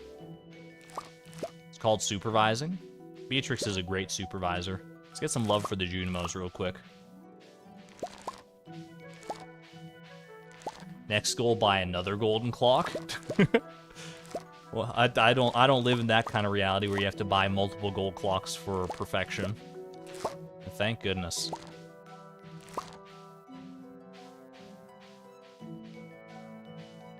What's the criteria for choosing the next goal? So the goals for the randomizer are chosen completely randomly. It's so like I go to like a little spreadsheet that I have that's coded, and it has like a list of every goal, every individual goal that's required to achieve perfection. So like ship a potato or cook sashimi or whatever the heck the case might be. All those like individual fragmented pieces, they're all together in one massive list, and the spreadsheet gives me one of those at random that I'm able to do. And the current one that we got given was to build a gold clock, because that is technically an individual piece of perfection that is required. So here we are now. That's the main conceit of the randomizer. All right, I think ancient fruit harvest is all done. Ooh, some good high quality ancient fruit. I'll take it. Thank you, my friends.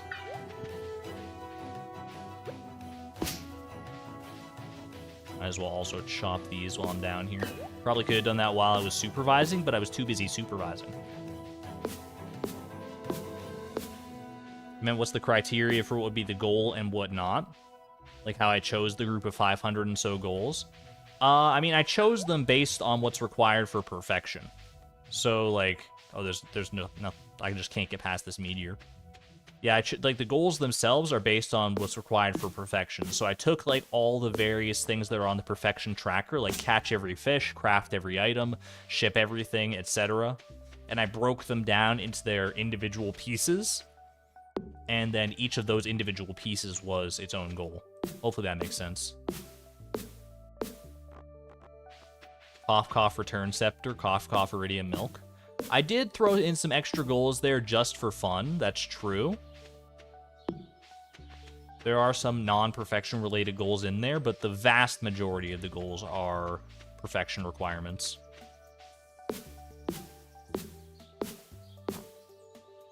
Yeah, there are a few things in there that are not specifically required.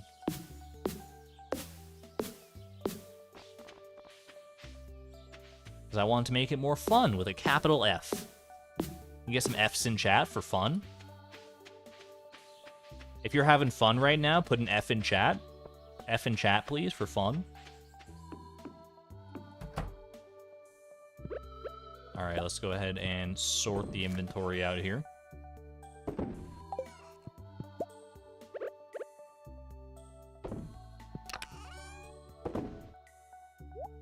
First crop of ancient fruit, nice and pretty and beautiful. All right, we have to remember now, Tuesday is our ancient fruit harvest day.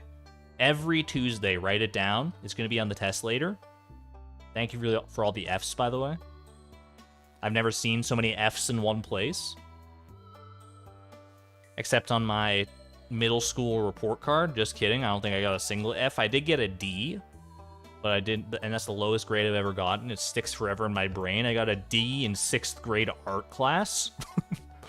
But that's the only, every other class I've ever taken, I think I got at least like a, probably honestly like a C+ at the very least.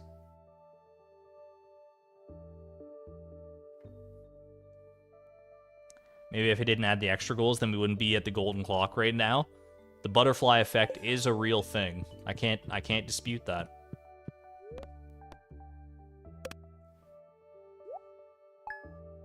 Got a D in chemistry in high school. I got a D in 7th grade gym class. I feel like I should not have done well in gym class. Like, I don't think I'm a particularly athletic person. But I think I always did okay in gym class. I think I pretty much always got like a B. Roughly. It is weird for me to translate it, though, because, like, on my, like, report cards and stuff, I never got an actual letter grade. It was always just, like, a percentage. So letter grades, I kind of have to do, like... Because I do think letter grades make a certain degree of sense. And I get why people use them. It's a good shorthand for, like, referring to things. But I do have to do the conversion in my head every time I do.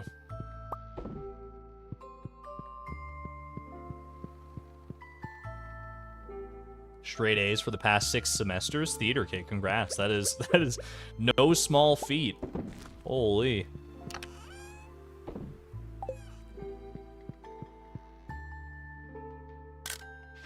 You removed the backpack goals from yours because you were suffering and you wanted a bigger inventory. That's entirely fair.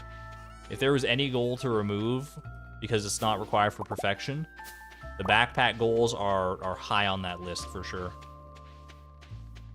Because, like, what kind of crazy person looks at the inventory they have and they're like the 12 spaces they start with and decides, yeah, that's enough. Nah, I know. We all look at it and we decide, that's way too much inventory space. And then you cut it in half. At least that's what I did. Not for this challenge, but you know. This challenge is about other things.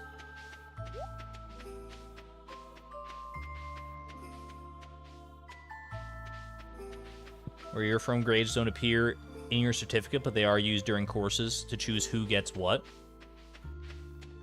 To choose who gets what. I'm trying to parse what that means specifically.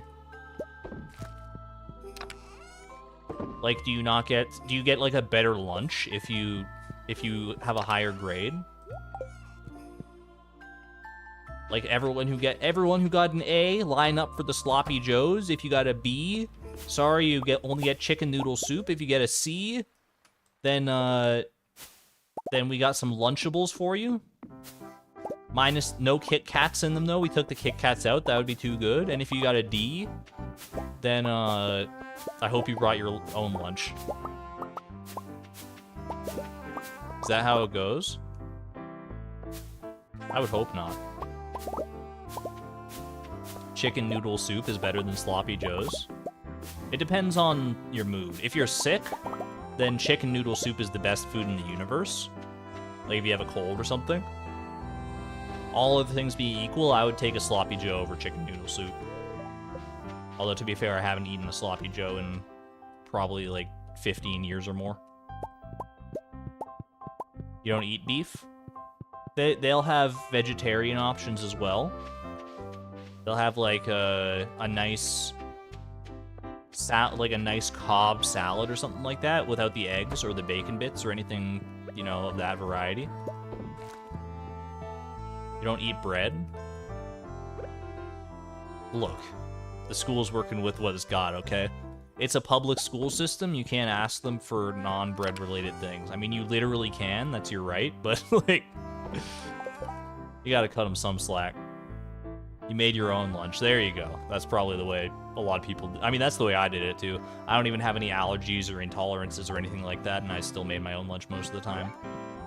Or more accurately, brought the lunch that my mom made me.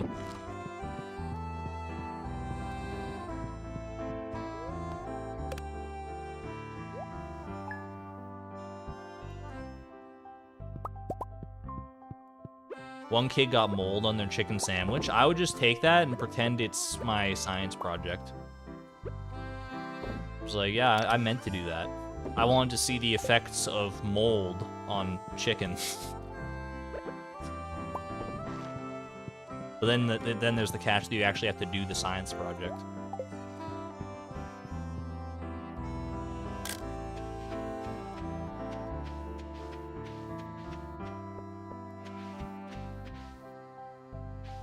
They went to the lunch lady and they got like free lunch for a year or something. You telling me that if I bring a moldy chicken sandwich, if I had brought a moldy chicken sandwich to school and like pretended that I got it from the school cafeteria, I could have gotten free lunch? That's so based.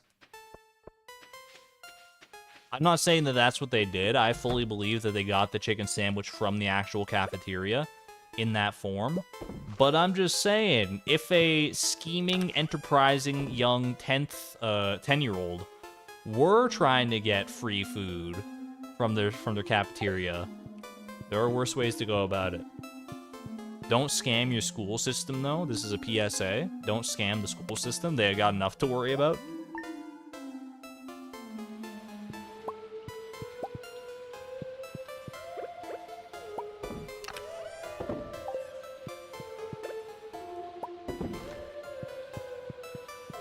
This is at a pretty high-end school.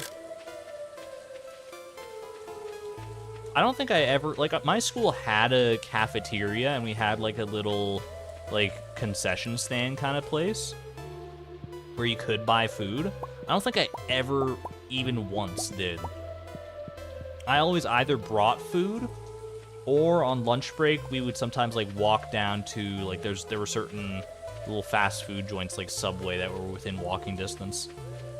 And those were my main lunch at school experiences.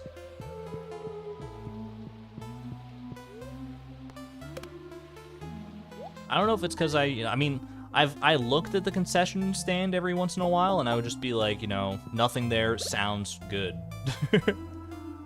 Not necessarily. Chat, what the heck?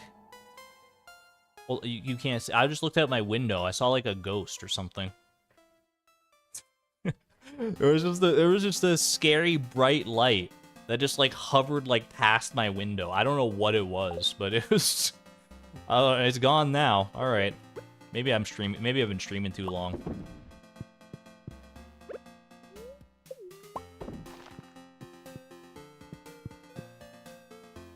Get some spooky ghosts in chat, like Bex. Yeah.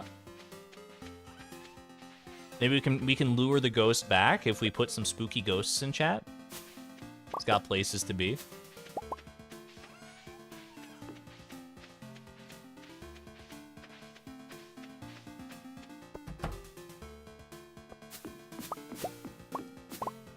Chat, what if,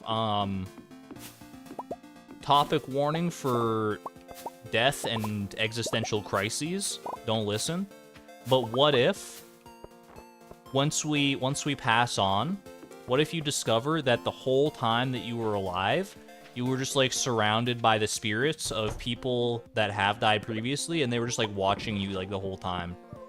Just, like, live your life. Like, when you thought you were by yourself, they were actually just, like, there was, like, 10 people watching you, like, at all times. I would probably die. Again. Like...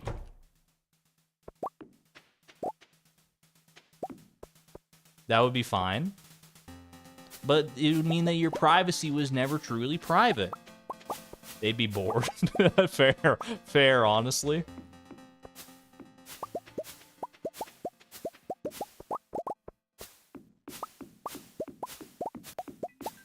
Those ghosts would get bored fast.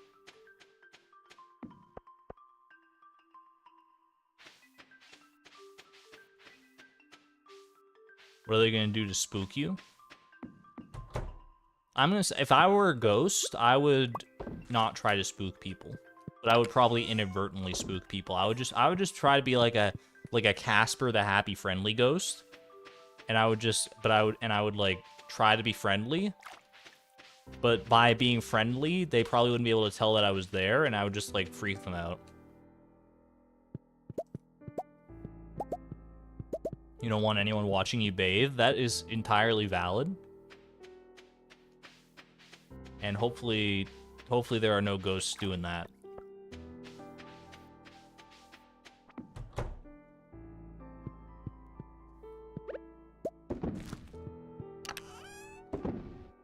Alright, I think we're good, right? Dude, how have we made it through the first spring already? We're like already a quarter of the way through the new year here. That's crazy. Alright, Tuesday coming up pretty soon. That'll be our next Ancient Fruit Harvest Day. Just gotta remember that. And we're chilling.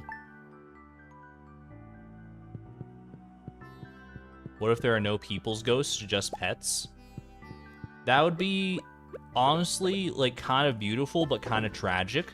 Because my first thought was like, ooh, I would, like, after I passed on, I would love to see, like, the ghosts of my pets. But then I realized, wait, I'm not gonna be a ghost. It's only the pets. The secret life of pets. They're having their own little party in the afterlife. Kind of love that for them.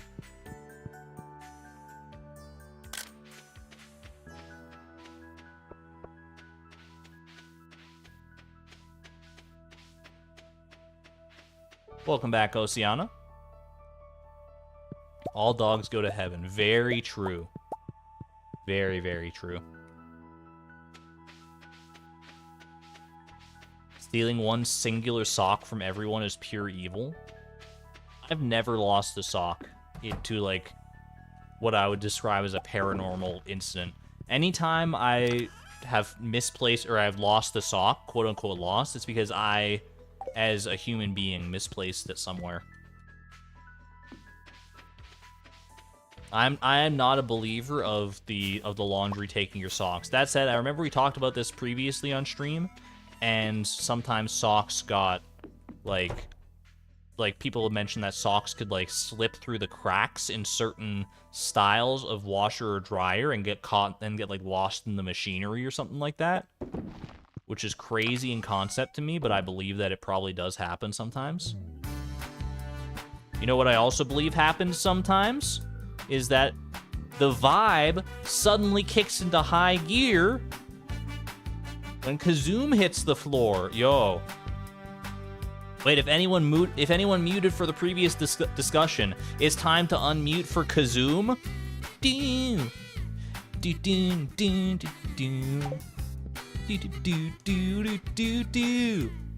It's Kazoom, baby. It's nothing but Kazoom as far as the ears can hear. We're zooming now. Oh, baby. Look at him go. I love the homie emote so much with the kazoo. Why is it so fitting? Why is it so perfect? It's so good. Ding, ding, ding. Oh my gosh. I would try to ad-lib some lyrics to Kazoom like I do with B-Boss and PJR sometimes. But honestly, it's such a long song that I worry for myself. I worry that I get lost in it too much. 2 B-Bosses and Kazoom. The randomized music selection is top-notch this time for sure.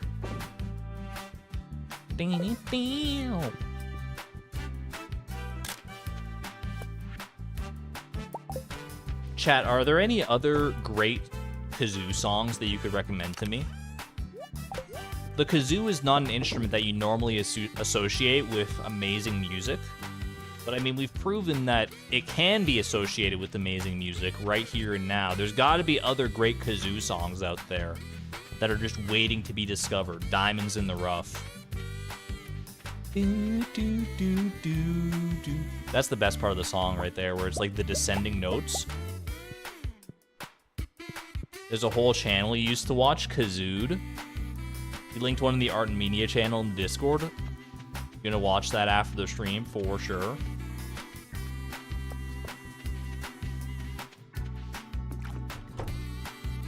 That's more kazoo versions of songs. That can also be fun though.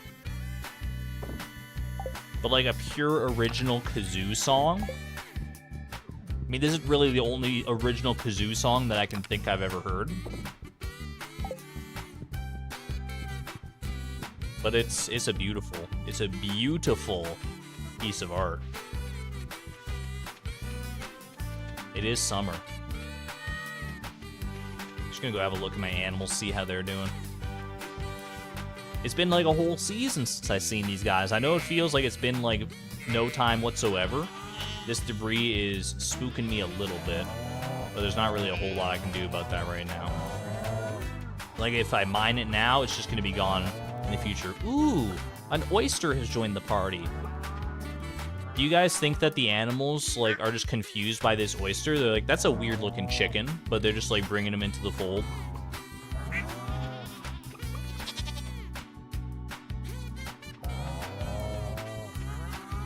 Any of you guys ever watched that series from, oh, I forget where it's from. What was this series? Like, stop me if this sounds familiar. It's a series on YouTube where they make robot animals and they put those animals in like the wild with animals like the real animals. Like they'll put like a robot hippo in with the real hippos and see how the hippos react to it. Anyone know that one? It's like, I don't remember exactly what it's called, but I definitely remember watching a few of those back in the day and having a great time with it. Robot animal. Yeah, it's like an animal that's designed to like look like the animals, but it's got like a little like spy camera in it, so that like the researchers can like get up close and personal with the animals and see how they sort of react to it. without actually having like a human there to see it. You guys are hitting me with all the question marks, but it's a real thing. It's a real thing. Chat, I'm not making this up. It's popular too. Julius Roberts, Spy in the Wild. That's the one. That's the one. You bet the animals know? Some of them probably do, but some of them seem to get confused by it for sure, or some of them seem to at least like play along. I don't know how to put it, how to say it, but yeah, Spy in the Wild. That is absolutely the name of it. All right, I gotta get these to get caught up with the 3-day cycle.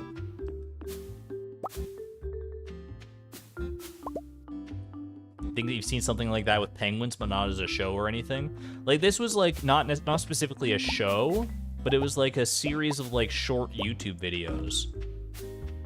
Maybe they were like clips from a longer show, I don't know, but yeah, Spy in the Wild. If you YouTube that, you'll probably be happy, because it's pretty wholesome, a lot of it. Like, I remember the one with like where they like made like a little baby gorilla and put it in with like a pack of other gorillas, and the other like younger gorillas were like playing with like the other like fake baby gorilla. It was so sweet. If I do it on the 28th, it'll automatically be ready on the 3rd. True. But I've already locked it in my brain to do it on the 1st. And I can't go back now. But I appreciate the suggestion and input. I'll try to work that in the future, because I think I am out on the 28th anyway to check the other fruit trees that are ending like outside. To the chickens, the oyster chicken isn't real. It can't hurt you. Not gonna lie, an oyster chicken hybrid sounds like one of the scariest creatures that you could possibly fathom.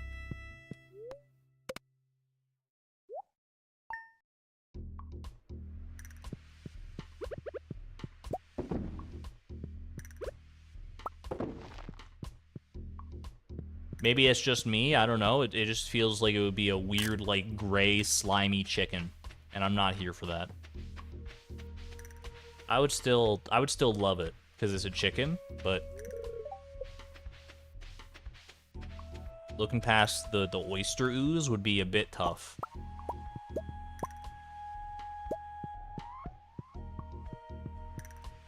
The Chicken Run soundtrack has some prominent kazoos. I would believe that, yeah. Chicken Run seems like a very kazooable movie.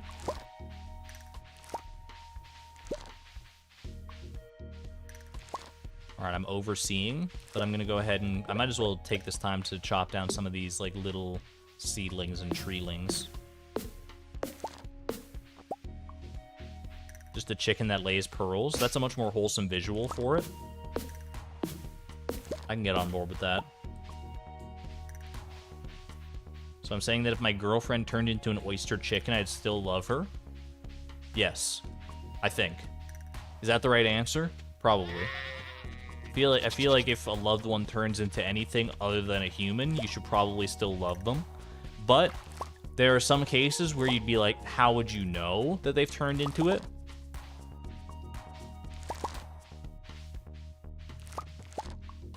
Like, I think about if I were turned into an ant. I want my loved ones to know, so I thought of a plan. I gather twigs and leaves and write my name on the ground. Then I wait for my family and friends to crowd around. But now I'm thinking that when they saw it, they'd think the human me wrote it and an ant was crawling on it, then not realizing the ant me was really the real me. In a strange twist of fate, I think they'd probably kill me. That's probably roughly how that would go.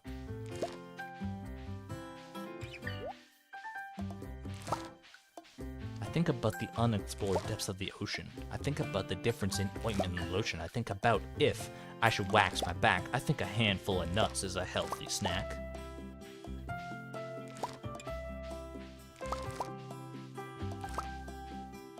Just listen to some famous song covers with kazoos, like Tears in Heaven. Those have got to go pretty hard, honestly. Like, a great kazoo player we've already heard through Kazoom can make magic, basically. Rhett and Link fan, I see. No doubt.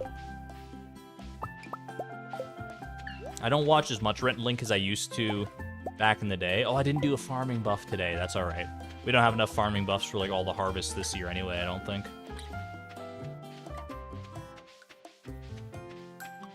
But I mean, like, Rhett and Link, they still make some, like, really good stuff. Like, the most recent thing I watched from them was on their main channel. They did a video where they dug a medium-sized hole. And it was a beautiful video, honestly. It was I think it was like a 30-minute video where they dig a medium-sized hole. And it's a great, it was great. I can't explain it to you any more succinctly than that. They dug a medium-sized hole, and they went through the process of showing how they were going to dig a medium-sized hole. Start calling Gus to get farm buffs. We can definitely, you know, look into it every now and again. I'm not going to make a huge habit of calling Gus, especially because I have to wait till noon.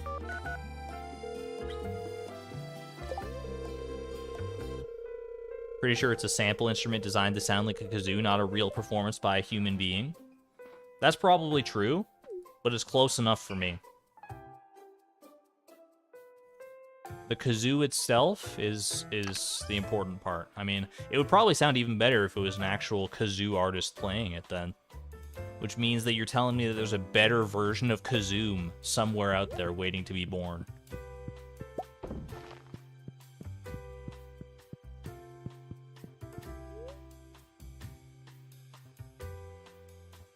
Used to watch their Good Morning America show regularly. Do you mean Good Mythical Morning? I don't think it's called Good Morning America, but I think that's a different show.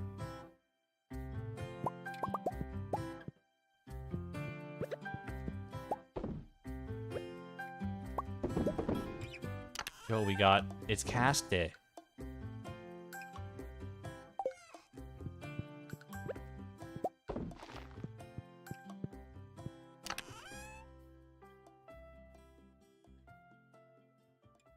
I would disagree with that thought, but you live your best life. Which thought in particular? I've been having a lot of thoughts tonight.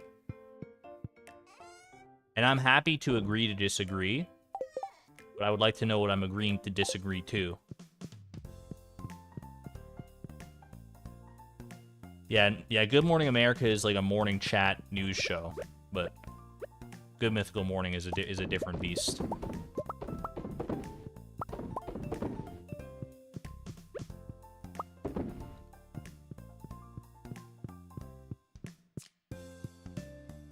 A medium-sized hole the size of a large hole. I mean, it just brings into question the entire definition of medium, right? Like, what the heck is a medium-sized hole? Is a medium-sized hole medium based on, like, the perspective, or is there a, you know, an objective sort of definition of something being a medium-sized hole that we can all kind of agree on? You think medium-sized is too specific? I think it has the opposite problem, actually. I think it's not specific enough. I think that's honestly part of the problem that they ran into.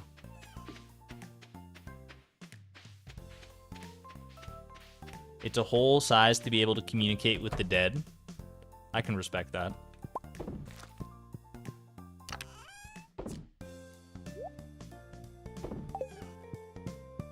There was an actual news report about a small boulder the size of a large boulder. Slow news day, huh? Museum Grack reads, thank you for the 99-cent super sticker. Might have been satire. That does sound like an Onion news title or something like that. But I could see it being a real thing, honestly. You guys remember the one, like, it was like a little viral news clip going around where there was, like, they were talking about, like, a bear that had been spotted in somebody's backyard, and they did, like, a reenactment where they, like, had, like, a guy, like, holding, like, a cardboard cutout of a bear and, like, running along the side of, like, along the side of the person's backyard, doing, like, a little, like, wavy motion like he's trying to be a bear. It was so good. That's an all-time classic right there. That was, like, one of my favorite clips of all time. Museum Grack reads, by the way, thank you not only for the 99-cent super sticker, but for being a member for the past 6 months at the Electron level. You're not expecting a late-night perfection stream. Well, here we are. I'm glad to... I hope it's not a bad surprise. I hope it's a good, happy surprise. It's a legendary... It's such a good video. I don't even know, like, what the actual, like, video is called. We've been getting, like... We hit this, like, ancient fruit or ancient seed chance, like, 3 times this stream. That's kind of crazy.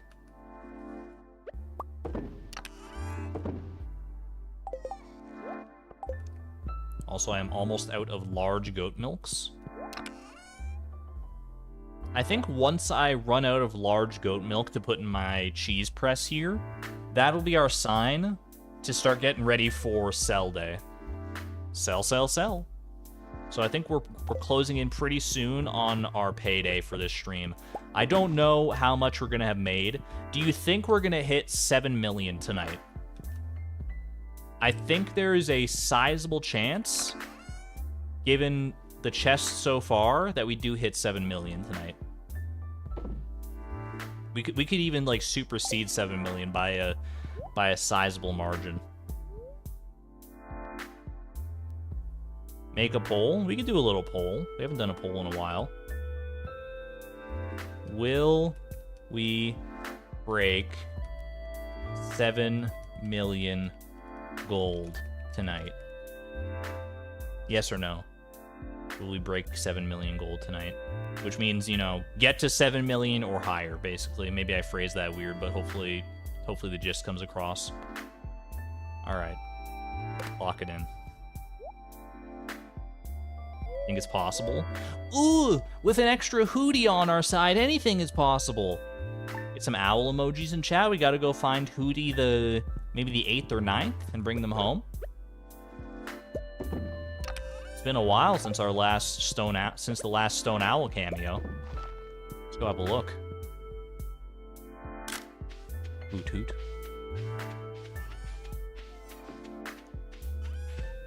Oh, you know what? We actually haven't done this in a while. We can actually use the screenshots to our advantage. Daily screenshot.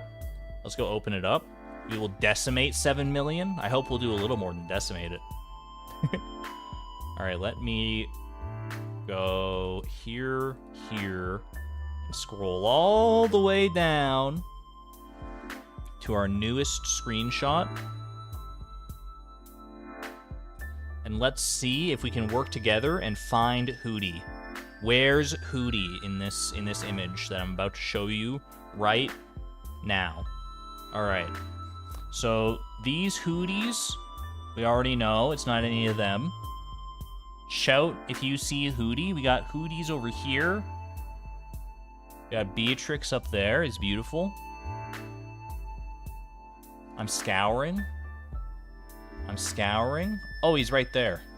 He's literally just chilling on the side of with the Junimos there. There he is. Hootie, you have arrived. Have a good one there, Shippo. I don't know if you're going to catch up in time for the end of the stream here, but I wish you the best of luck. He's watching the ocean. If he wants to watch the ocean, there's a better spot for him right down here. We could give him a nice little coastal view for sure.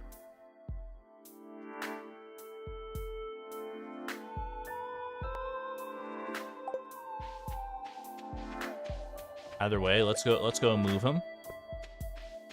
Leave him there. Hootie protecting the sprinklers. I'm willing to leave him there. He's kind of like the overseer for when Beatrix isn't there. He can oversee I mean, all the other ones are also kind of overseeing. They're just a little bit hidden in their own secret alcove here. This Yoba-shaped alcove where they're protecting the chicken. And then we got one outlier here, just watching the world go by. It is kind of a nice spot for him, isn't it? Owl Cove.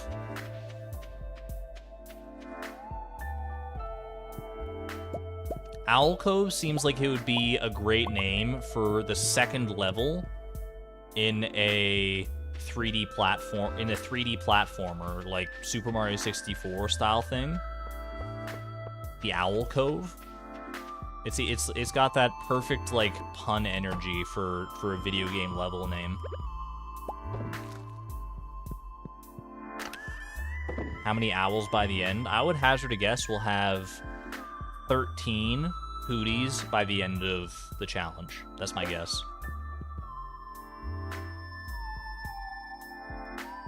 Alright, I got sidetracked though. What am I doing? I'm going to sleep. That's what I'm doing.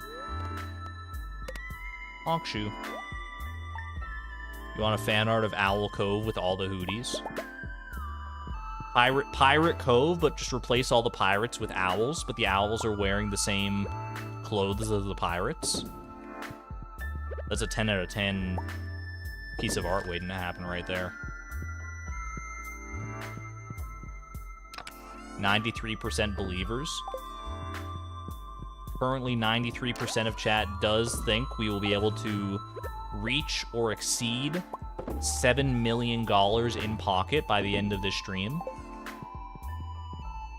It's the kind of optimism you won't find anywhere else on the internet around here. Craig check? Craig's vibing. I can't really check in on him because doing so would give me fishing experience. But I trust that he's doing well and that him and his other eely friends are... They've been living their best life for the past however many years. Get some eel emojis in chat for Craig. Never forget. One of the earliest characters in the Randomized Perfection series. You got Craig, you got Gertrude.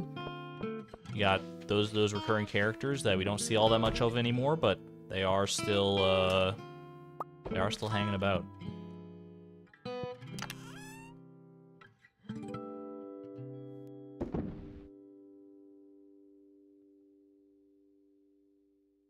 Still no eel emojis, huh? One of these days they'll indulge us. Ophelia and Oscar, never forget. Yeah, Ollie has stolen the show at this point. Ollie the octopus. But Ophelia and Oscar. Ollie would be nothing without Ophelia and Oscar. I'm gonna say it. You might not like it, but it's the truth.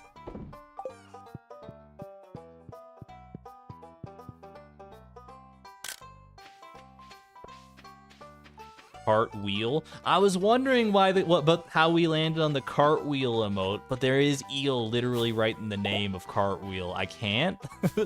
That's so stupid that it's so good. It's so dumb that it circles around back to being the smartest thing I've ever seen. Cartwheel. That's so good, dude.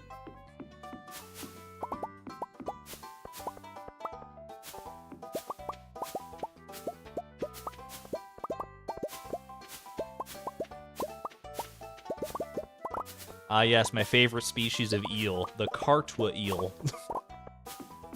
Why don't I collect the roe? Because it would give me fishing experience, and I'm not allowed to level up fishing until I get a goal to do so. So I'm trying to avoid any unnecessary fishing experience.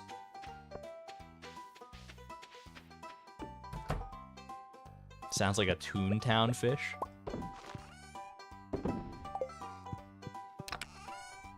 Toontown's a game, right? Was Toontown like a Disney MMO or something like that? I forget. I have a passing recollection of Toontown. I don't think I ever played it if it was a game. It is a Disney MMO. It's like Club Penguin before Club Penguin, or was it after Club Penguin? It was one of the Disney MMOs. Hold up. About to go down a rabbit hole with that one. How long am I streaming tonight? Until I run out of goat milk to put in my cheese press. Well, I'll stream a bit longer than that to get our payday done, but that's when we're gonna lock in payday, which is gonna be like tomorrow, so. Some fans brought it back. It was before Club Penguin. I thought it was before Club Penguin.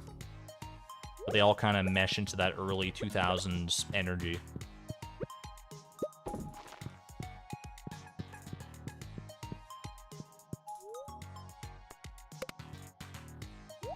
All right. Today is the day, everybody. We have officially run out of goat milk. Of large goat milk to put in our cheese press. Which means it's time to start shepherding all of the goods from our barns and our coops and everything up into these chests so we can have them ready to sell tomorrow. Payday is imminent. Let's go make it happen, shall we? I'm going to bring with me the axe just in case I see any little seedlings on the way. Otherwise, I'm going to deposit everything else that I do not currently need, and we'll go start the process. I'll start with the mushrooms just to get them out of the way, and then we will proceed from there. Favorite part of the stream? It is a very satisfying part of the stream, seeing what everything has been building up to. No arguments here. Speed buffs? We don't need speed buffs right now. Well, I guess I can use some speed buffs right now. We're going to be doing a few trips to and fro. There's no specific time limit today, though, because we're not selling to Pierre today. We'll do that tomorrow, once we get everything up in our chests here.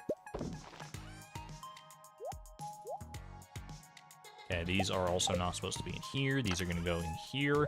I'm also going to actually move the fall seeds into here so I don't forget to sell them. So it seems like something I would definitely do. Allie, welcome on back. You're here just in time. We're about to have payday. We're about to sell everything that we've been gathering for the entire stream and see what kind of money we're looking at. We love seeing numbers go up. Get some Argon greed in chat.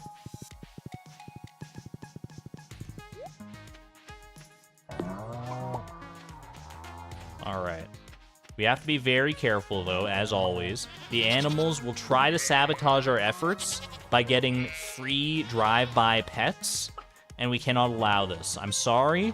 I would love to pet you. I will give you all the pets that you deserve once I'm allowed to level up farming. But until that time, I'm sorry. You're going to have to go petless. Okay. First barn has been ransacked. Let's try to move on to the second barn. Is there any chance I can get over from here? No, no way. All right. Don't trust it. Okay, we got in. We're good. Boom. Oh, I don't have an iridium milk pile yet. Do I have a gold milk and silver milk? Okay. We'll have to come back for the iridium milk then. Pets are earned on this farm. Cult of the Lambda strikes back. Look at these guys. They're trying their darndest to mess me up right now. Pardon me. Excuse me, pardon me. Alright, one little goat stands between me and this barn. It's okay, I can wait. You just, I'm not gonna pet you, you just, like, do your thing, okay? You just, like, I mean, can you do your thing elsewhere, though? No, don't move closer to the door. That's, like, look, I respect the dedication to trying to get pets in the most nefarious way possible, but, like, oh, thank you. Thank you so much. Thank you so much. You finally listened to reason. Alright, we're gonna have to come back in here at a certain point anyway. Get all that. Alright, so we're gonna have to come back here for all this. Oh, wait, I can get the gold quality milk there. Alright. First trip.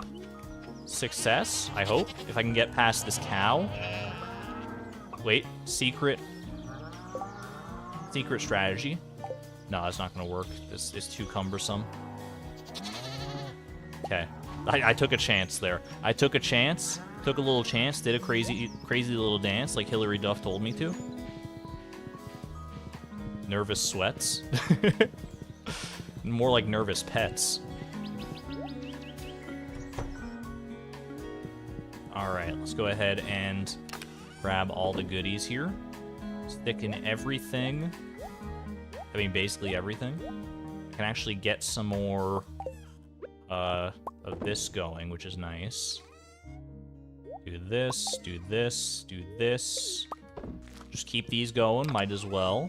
Alright, I'm not going to need my axe for the next run because I know there's nothing we're going to chop on the way. Let's just go ahead and run it back. So stressed, but also excited. It's never been so stressful to not pet animals before. It shouldn't even be a concern in the thoughts of anyone's minds in this game, having to avoid petting your farm animals, but what a strange place we find ourselves in. Alright, we got lucky with this one. Go ahead and grab all this. Alright, now we can get to... We only left the iridium milk in this barn, so I'm gonna have to head back in there. Oh, we got a chance? No! Oh! Okay, we're in. We're in. with one lonely cow. Just taking a nice little bit of quiet time to themselves. I can respect that. Big money makers are here. 507 large cow milk. It's pretty hype. All right, let's get the wool as well out of here first. Then let's go ahead and organize, and we'll just grab all the first front runners there. All right, second coop. Oh, this is gonna be tough. This is a tough sell right here. We got a lot of bogeys around here. We got a lot of bogeys to work past. Oh wait, we got a chance. We got a chance. Nope, don't do that. Don't do. Okay, I'll have to reopen the chicken door once I get back outside. All right, sort me. Grab the duck eggs. Grab these here. And I think that's all we can do from here. Okay. Reopen it. All right, get out of here. Second trip success. Oof. We gotta be surgical. We have to be surgical with our mouse placement. There's no other way around it. Goat is doing some great blocking today. Do you think it was the same goat? I think there's a chance, honestly. I think they might have like their best goat running defense. All right, put these away, and then we start using these new chests for overflow purposes. Boom. All right, let's go ahead and do one of these. Keep it moving. All right. Can we get all the rest in one more trip? We might. I think we need 2 more trips. Is my hunch. I think there are enough different qualities and enough different produce that it's going to require 2 more trips at least here. But probably not any more than that. All right, get this out of here. We don't need that wood scarring the inventory. Okay, grab all these. We only have to worry about this coop down here now. 1 coop to stop them all. They let me in free of charge. That's going to be their gravest mistake. All right, grab all this. Grab the duck feathers. It's there. We're going to be 1 inventory spot shy of getting it all in one run. Are you kidding me? Are we going to make a run back for 2 silver quality rabbit's feet? Really? Is that really the life that we're living? Of course, yes. Like, the answer is definitely yes, but I'm not happy about it necessarily. Leave the feet? No foot left behind. You have my word, my solemn vow. I will never leave a foot behind.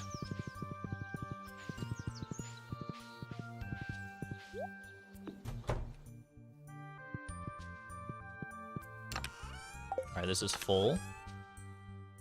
Put them all away here. Solemn vow, exactly. Alright. We can do one more of... Let's grab one of these. Like so.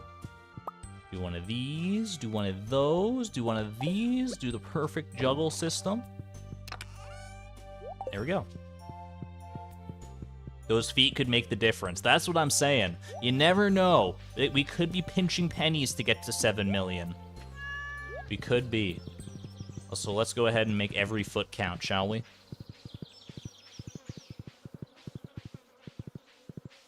Can we ship the dino eggs, or is that tomorrow? Well, we can ship the dino eggs, but we're gonna do it tomorrow.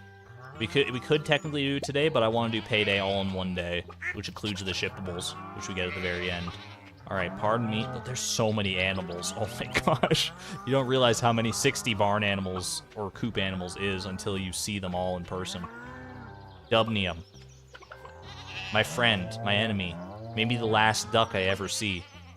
Please. Dubnium. Look, thank you so much. I knew I could rely on Dubnium. What a legend. 2 rabbit's feet. Why would you pinch Penny? What if she likes it? And don't think I forgot about you, Mango Tree.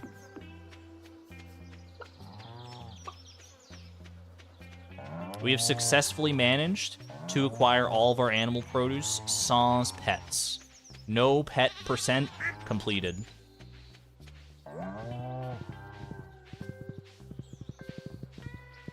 There is no need to stress any longer. Now we just go ahead, we lock all this in. Tomorrow is the 8th, so it's not a multiple of 3. It's not anything special tomorrow. Tomorrow is just another day, but it is special because it's payday. So let's make it count, shall we? Let's go ahead and grab these out of here just to have them ready to go. And lock it the heck in. Here we go. Eat a mango for good luck? I would not. That's like eating money at this point. Eating money is not very nutritious. I speak from first-hand experience. All right. 2 extra diamonds. Could that be the difference maker? There's always a chance. Let's grab all of our shippables. First and foremost. Well, first and foremost, let's get some more cheese in the cheese press. Won't stop the chores now, right? Okay. Let's... Okay, you got me there. You got me with the perfect timing. All right. Here we go. Ooh, so beautifully sorted. Okay. Says the guy who ate the lava eel. Pixar, it didn't happen. Shippables. We can ship diamonds. We can ship fall seeds. We can ship red mushrooms. Can we ship anything else in here? I'm going to hit you with a big fat no on that one. I think that is all of our shippables from there, but dinosaur eggs we can also ship. Nothing else in here is shippable. I believe this is it.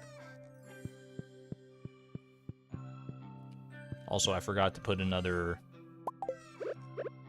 mushroom in there. Mushroom.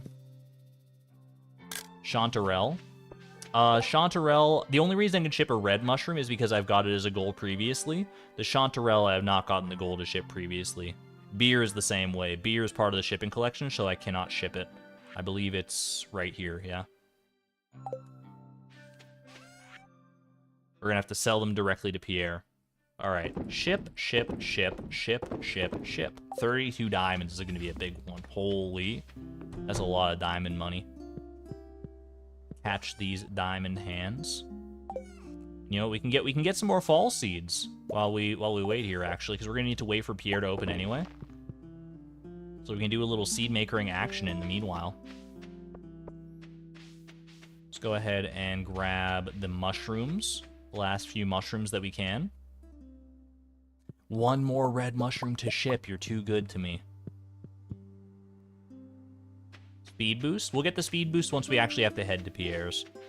Well, I'll get it in my inventory so I do it and I don't forget about it, because otherwise I'm probably pretty liable to forget.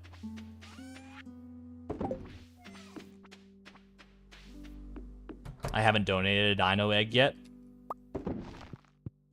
Good eyes. I have not donated a dino egg yet. Saving it for a very special occasion. Okay, let's just go ahead and... Well, let me grab the speed buffs. Speed and speed. Do a little zoomies. Alright, here we go. Now we wait. And once we get close enough to 9 a.m., we'll get to like 8:30 a.m. here or so. Then we'll start getting things together. 8:30 a.m. is go time.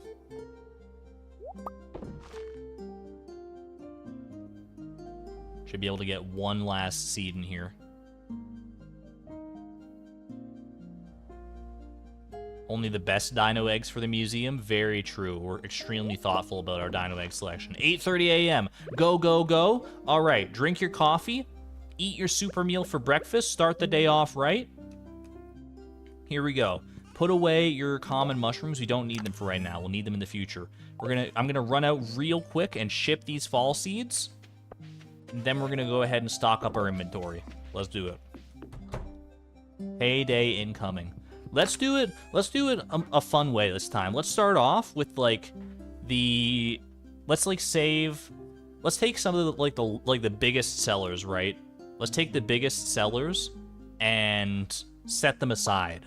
So the large milk, all this large milk, I'm gonna set aside to do in one transaction here. Same with the ancient fruit. We're gonna take all this. What are our other big sellers? The goat cheese, starfruit wine I can throw in there. I'm not gonna sell all these at once. I'm gonna set them aside so I can sell them all at once. Honestly, the iridium wool is probably kind of pog. Goat milk. The large goat milk we are using to make cheese. Same with that actually. What about these eggs? Just the iridium eggs? I'm willing to lock this in as our, like, final inventory sale to see how much we get. 500 fruits is a big seller. That's actually pretty true, but I'm going to go ahead and... Well, actually, you know what? 500 fruits might be better. Like, let's see. We got all these bananas. The bananas are pretty big. I'm going to take the bananas. Gold bananas over the wine. Actually, over the wine, you're not wrong, yeah. Gold bananas. And then... 530 gold pomegranates. I'm willing to take that. This feels good. Sorry to the peaches. Actually, you know what? Not sorry to the peaches. You're coming with me. There we go. I'm happy with this. The snow... Oh, the snow yams. You're so right. Wait, hold on. Alright. Regular quality large milk. Gets superseded. And... silver quality bananas get superseded. Okay. I think this is pretty... Well, actually, I mean, these quality ancient fruits could probably be swapped out. But I'm going to lock this in. It's only 11 ancient fruit? True. You're not wrong. Okay, fine. You're twisting my arm here. These we can leave. Take this. Honestly, the iridium wool looking pretty spicy, too. Alright, I'm locking this in. This is our final sale. So we're going to go ahead and set this aside in this chest for right now. We'll save it for the very end. See how much money we make off of these big ones. Everything else, we're going to go ahead and just take as is. Take these, leave the large goat milk, take everything else here, and start. Let's do it. Hi-ho, iota. Away! Oh, we zoomin'. Oh, we zoomin'. I never get over how fast we go with the double speed buff. It's so good. What's this other thing we get? Max energy. We're gonna need that today for all the excitement. The excitement in the air. All right, this is not gonna be a huge sale, but that's exactly how we designed it. I'm excited for it. Still gets us up to 5.95 million. We should hopefully, with our next sale, exceed 6 million. 91% of chat believes we can make an extra 1 million on top of that even. How are we feeling, chat? Believers, how are we feeling? Are we feeling confident after that first sale? I mean, it's not a great first sale, but like I said, it's the calm before the chaos. Okay. What else we got in here? Morels, purple mushrooms, grab it all. Grab all this. Some of the second string big sale items. I'm also gonna really quick move this over to here and just sort that like so. Okay. And now start grabbing all these. This is gonna be a bit more money than the last one, even, I think. I think this is still a pretty sizable inventory. Not the craziest inventory I've ever seen, but it's a big inventory. You feel great, still believing, exclamation point optimism. You have to work tomorrow, you should be going, but you can't not stay for sell time. I'll try to make it quick, I promise. But I gotta milk the moment for sure, no pun intended. 6 million gold. We are officially over 60%, almost 61% of the way to Gold Clock Town. And the money keeps on flowing. Ancient fruit will carry. There's a sizable chance. I mean, don't sleep on the large goat milk, though. Like, we have, like, over 500 iridium... Well, not large goat milk, but just large milk. We have over, like, 500 iridium large milks. Okay. 3 mangoes.